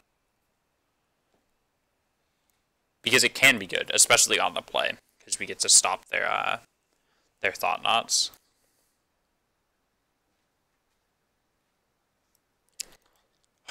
I really wanted to try out Yanling today, but I think they come out. That's not true. Nah, this is good against Flicker Wisp. It's crazy you either want to play it or you don't. That's fair. 2 is not a very large number. I think I'm over-exaggerating. It's not like I'll get flooded on Blood Moons or anything if I'm only running 2 copies. It's a fair point. Hex Drinkers are worst threat in this matchup because Flicker Wisp resets it, which makes him just kind of infuriating to play with. And then a Braid is better than Burst Lightning here because it also kills Vile. And then we'll just try it like that. They probably have Stoneforge Mystic, but I don't know. So we're not going to bring in Grudge because it lacks the flexibility of a Braid. I'll play first. It sounds good. We've got removal for Vile, removal for creatures. We have a Hunt Master eventually, and we got a Remand to keep. We'll probably just go like Flooded Strand, pass here, and we'll just Thought Scour on their end step, and we'll just try their land drops. Dude, Hunt Master is such an awesome Magic card. I had the privilege of talking to Reed Duke at Vegas this last year, and I got him to sign my copies of Hunt Master. Felt like such a happy schoolboy. So great. Okay, that's a good start.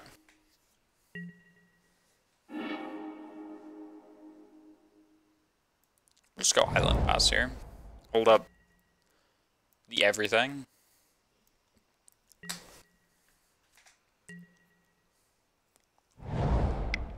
I know, it was just like the most picture perfect thing. We let this resolve. We're gonna kill it with a bolt just because we have more copies of them.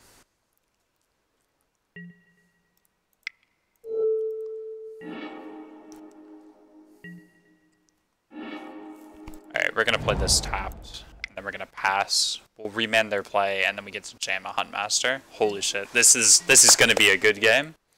We can also kill their bigger creatures by using Hunt Master's second flip. And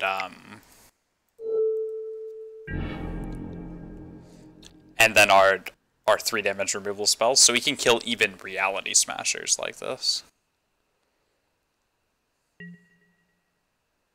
Okay. Yeah, no, we're in a very, very reasonable spot right now.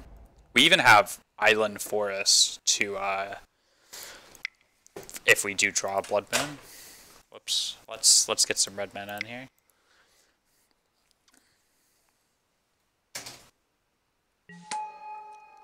Yeah, we'll just pass. And if they're just going to replay Blade Splicer here, that's okay. On Thin Ice, yeah. Okay, well, a Braid can't kill that, which is annoying, but that's fine. Now they get to Blade Splicer as well. Sure. Okay, Mandrills lines up very well against their Goblin tokens. Blood Moon doesn't pop this off either.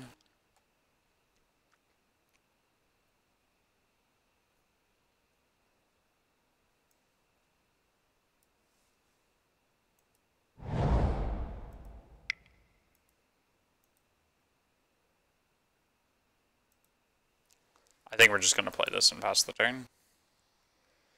Just delve away Delver. Land. We're not running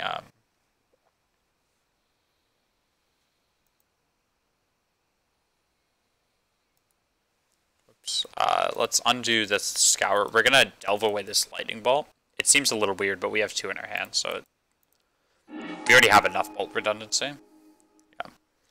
Pass. We're holding up a Braid just because flexibility is good, and we don't really care enough about like the cards in our graveyard. Then we get to attack them next turn with the mandrills, and if they double block, we get to blow them out. We also have double red, so even if they try to triple block with Mutavault, we're in the clear.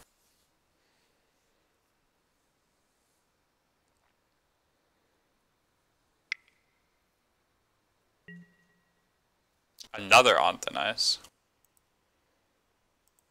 Okay.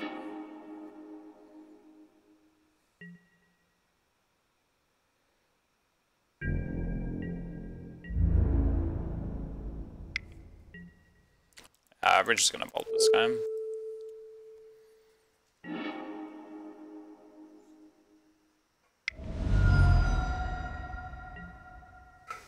Sure.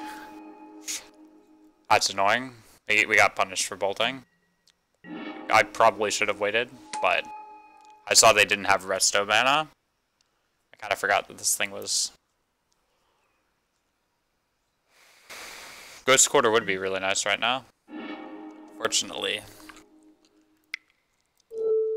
Let's take a peek at what's going on. I don't want to make another play like that. Okay, so they do have a Restoration Angel in their hand, and a Charming Prince. Yikes. Okay, well we drew a Hex Drinker. I think we definitely have to just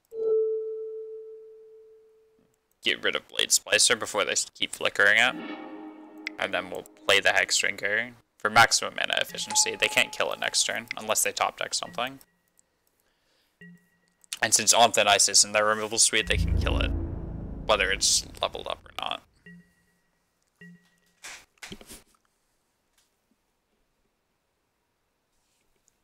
I don't even know why I'm holding onto this Abrade. I'm not even convinced they're running Aether Vial anymore, but...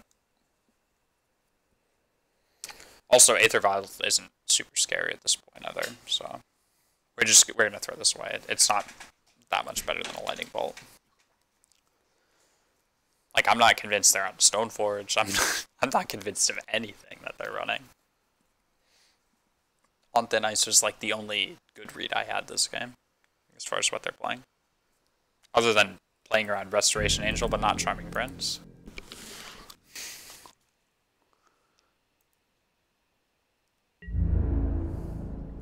Okay, hit us for 3, sure.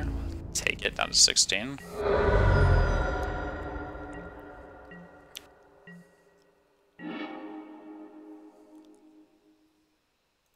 Okay, so what we're going to do is we're going to level Hex Drinker up.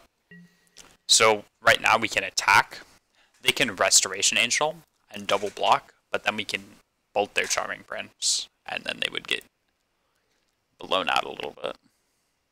So I think we're going to do that. I think that's what they're playing around here, is they're trying to blow us out. So we'll just... No, okay, that's fine, that's fine. Works for me, man. And then they'll resto. I think we're gonna snap reman this.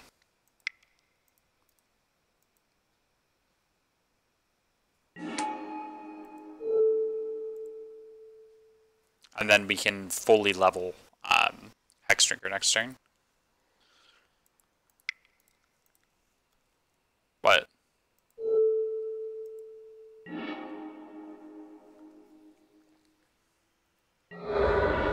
Wait, you wish what? What happened?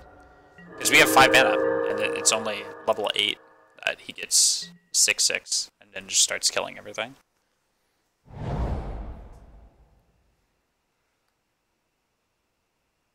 Oh wow, we remanded into another Snapcaster. That feels good.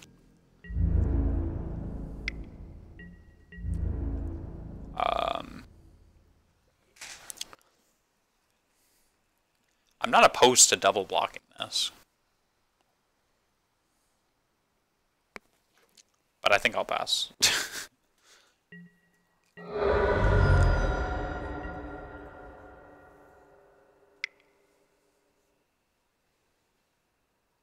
They play Crusader here. They're in a very bad spot. Okay. And then they'll play Charming Prince. Gain 2 life. Sure. Or 3 life, or Scry 2, sure.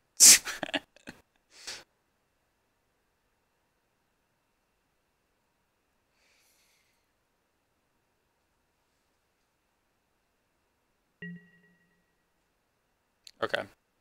We can kill this Crusader now while they're tapped out.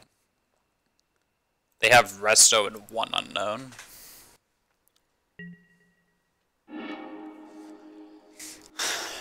I mean, leveling Hex Drinker is very tempting here. But this Crusader is going to be an issue if we don't deal with it.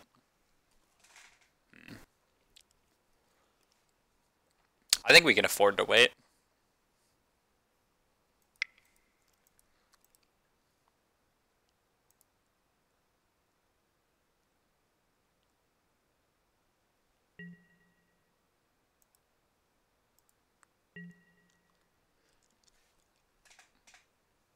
I'll agree that it is a dead draw sometimes, but I think that this turn in particular, our deck is just very mana hungry because this Hex Drinker just kind of eats everything. In situations where we don't have him though, this Once Upon a Time lets us churn through our deck, find more threats, find a Mystic Sanctuary. We haven't found one of those all game. Yeah, we haven't even seen a fetch land. Hello? Yeah, we've seen one fetch land all game. And we're running much more than one. So I guess it's fine when your opponent's deck's running Leon and Arbiter.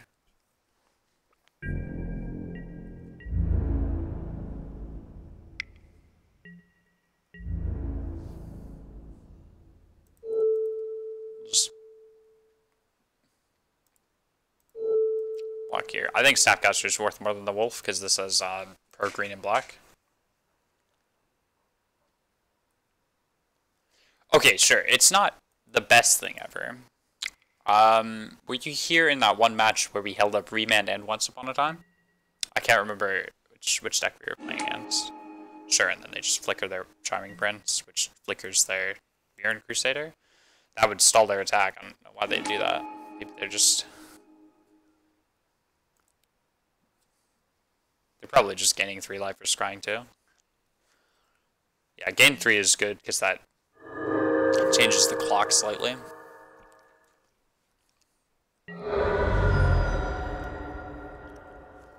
Sure, now they don't have Resto. Which means we can kill this Mirren Crusader. We're at 6. And they've got a Giver of Runes. Giver of Runes, does that change anything? Okay, so we can kill 2 things this turn, right? It's probably going to be Crusader Golem. And then they can hit us for 5 that we... Now, Stun Bomb doesn't mean much because we have color diversity. Right? Sure, Sanctuary put back Bolt's good. Because that means we can threaten a kill next turn. And then obviously we have the second Bolt for the Snapcaster. So we're going to be forced to do that now, so we can play around Restoration Angel from them. Hit them for 6. And then we'll just...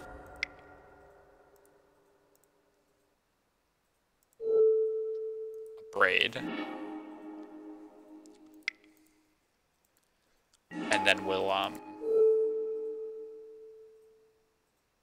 just snap a Braid. Kill the Golem.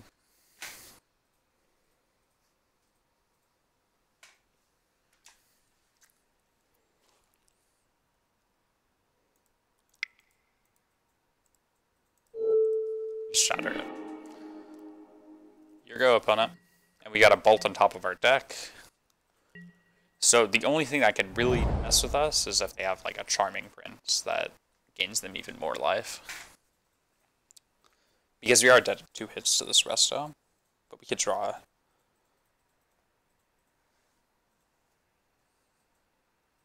We can Once Upon a Time into a Huntmaster.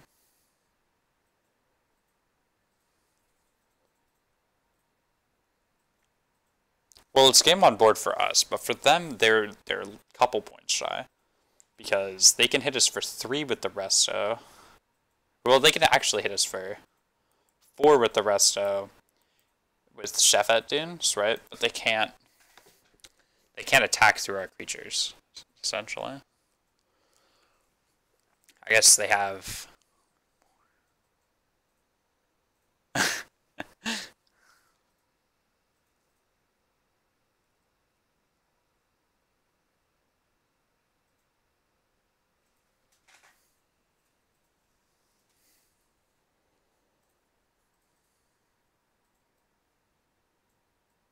I don't think they can kill us here. I think they're just dead. Remember, we have a lightning bolt on top of our deck that we put there with the Mystic Sanctuary.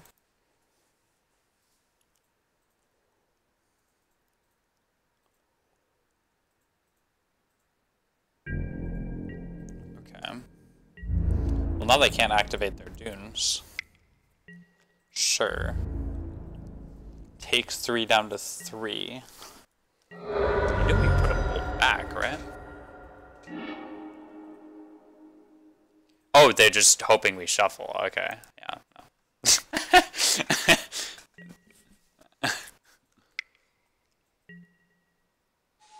Sure.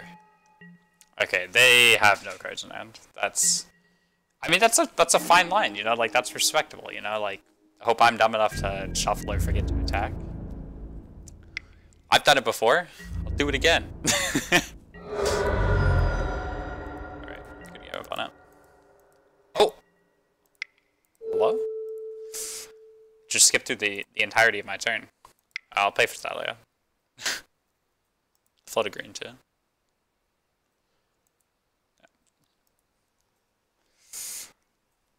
Okay, now we're on to game 3. So we didn't see anything super spook. I think Blood Moon's fine. Do we have an answer for Omphanize?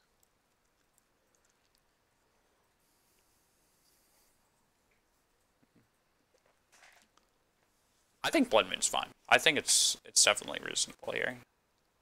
I don't think it's insane. I think it's just okay. And okay is good enough to make it into the deck, you know. I think Spell Stare's still okay.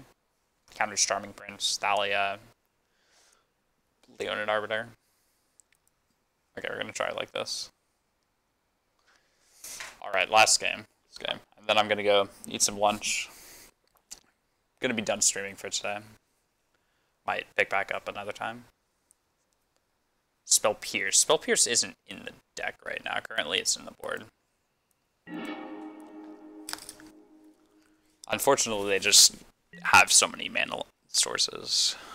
Okay, Bolt, Remand Delver. I like it. I'll take one of these hands, please. We also have Island Forest Steam Vents. We're killing this.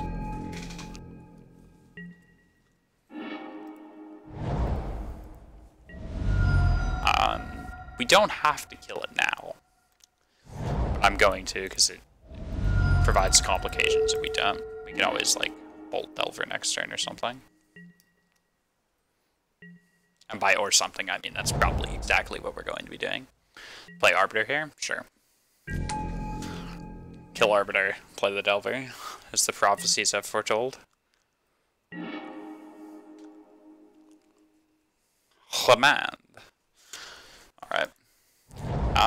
I guess we're just gonna draw every Lightning Bolt in our deck 2 games in a row. Which I've heard is pretty good against their deck.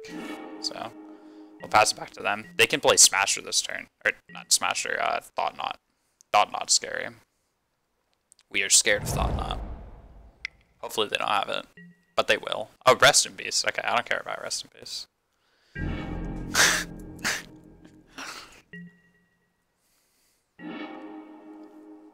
Huh? Oh, Deprive. Yeah, I like it.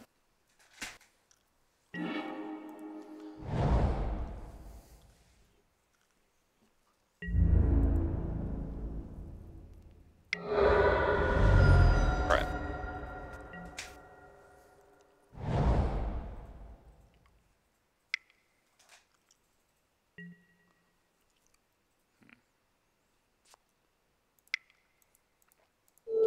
I think we have to deprive this. Not that I'm upset about having to deprive it, but... Sure. That's irritating.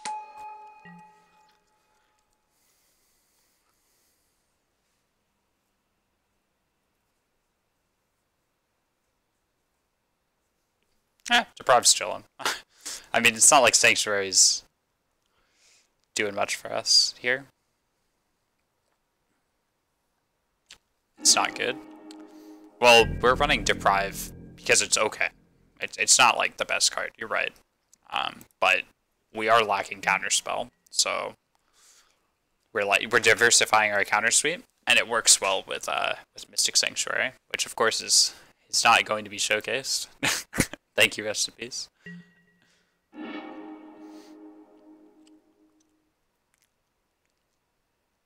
Alright, we don't win this race, but we don't lose it super hard either.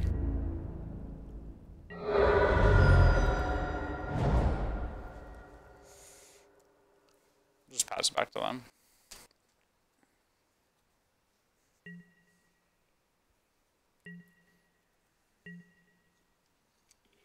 They only have 2 cards in hand? I like it.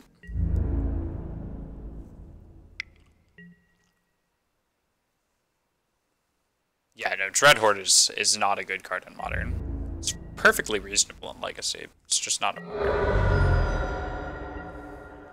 Or the card is physically in Modern, but it's just not good there. Giver of Revenge is fine.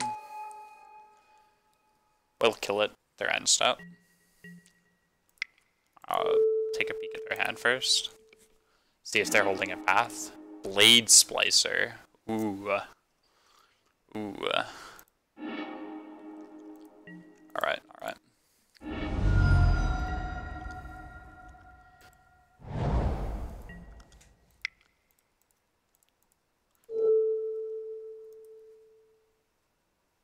Blade Splicer's a problem, but we have Reman for it. We just need to find another threat. Dude, right on cue. Right on cue. Thank you, Hex Drinker. You're doing a good job.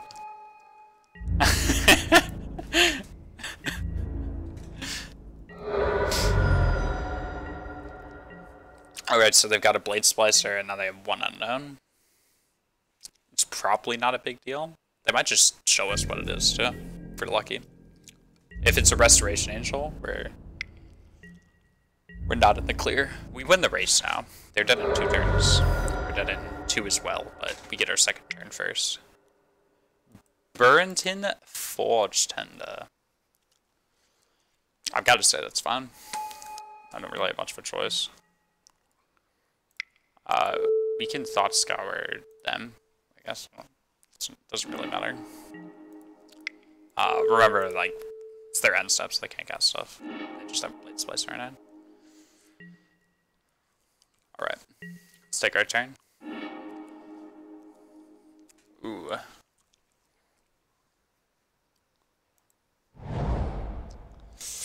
Okay, well now we're in a bit of a tough spot. We kind of are shoehorned into attacking them here, though.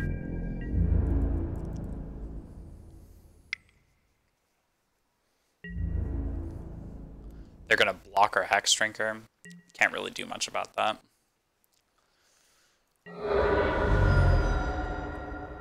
And then we'll pass. So the upside here is that we can Once Upon a Time into any creature as a chump blocker, which is pretty good. I'm actually gonna be right back. I will, there we go.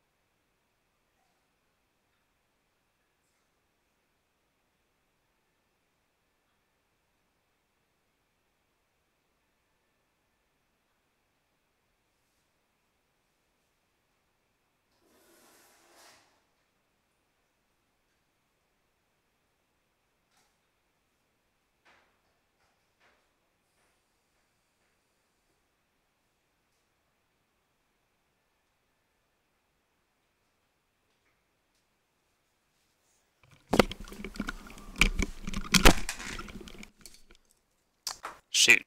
Well, you know what? We tried our best to mute it, okay? We tried our best to mute it. Alright, let's see him attack. Dude, it really do be like that sometimes. Okay, the hit is for 4, that's fine. No, I appreciate that. Dude, it's always unfortunate when the mute button doesn't actually mute it. Okay, we still have 6 minutes left for chilling. This game's gonna be over in a matter of turns.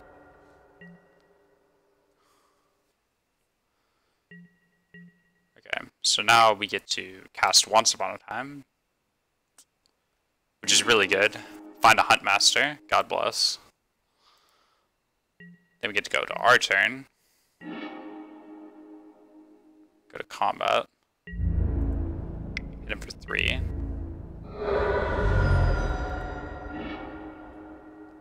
Dude, I'm telling you, man. You're doubting the Once Upon a Time? This Huntmaster was brought to you. He's sponsored by it Once Upon a Time.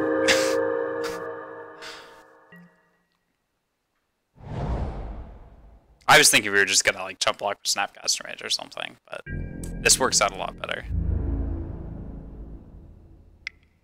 Alright, and then we're just gonna chomp here. And then we're gonna do the same thing we did last game, where we just swing for 3, pass the turn, and kill him with the Huntmaster tick. Yeah. Sure. And now we have to do that because they take our bolt.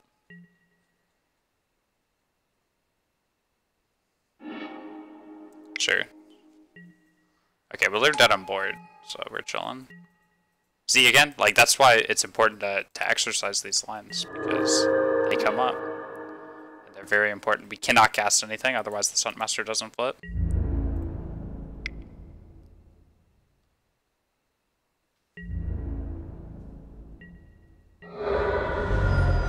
Right, your go, opponent.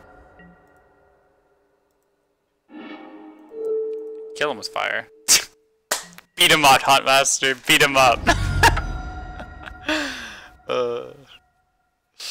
Alright, alright. Well, we got our money back in the league. Dude, you can play whatever you want in Modern. That's why the format's so great. We did not really get to see Yanling that much. I think we saw her twice or 3 times. I mean, obviously that last game, whatever we draw, they're just dead. So I guess I'll just be taking her in a spin in another league. I don't know when. Probably Friday. Friday sounds like a reasonable day. Probably around the same time. Maybe a bit earlier. But thank you guys for dropping by. I'll probably post this on YouTube. I thought it was a pretty fun league. Oh, I know I'm crazy. A sane person would not sleeve this up. Alright. Well, yeah, no, I appreciate it. Thanks for stopping by. Thanks for the discussion. And I'll see you guys around.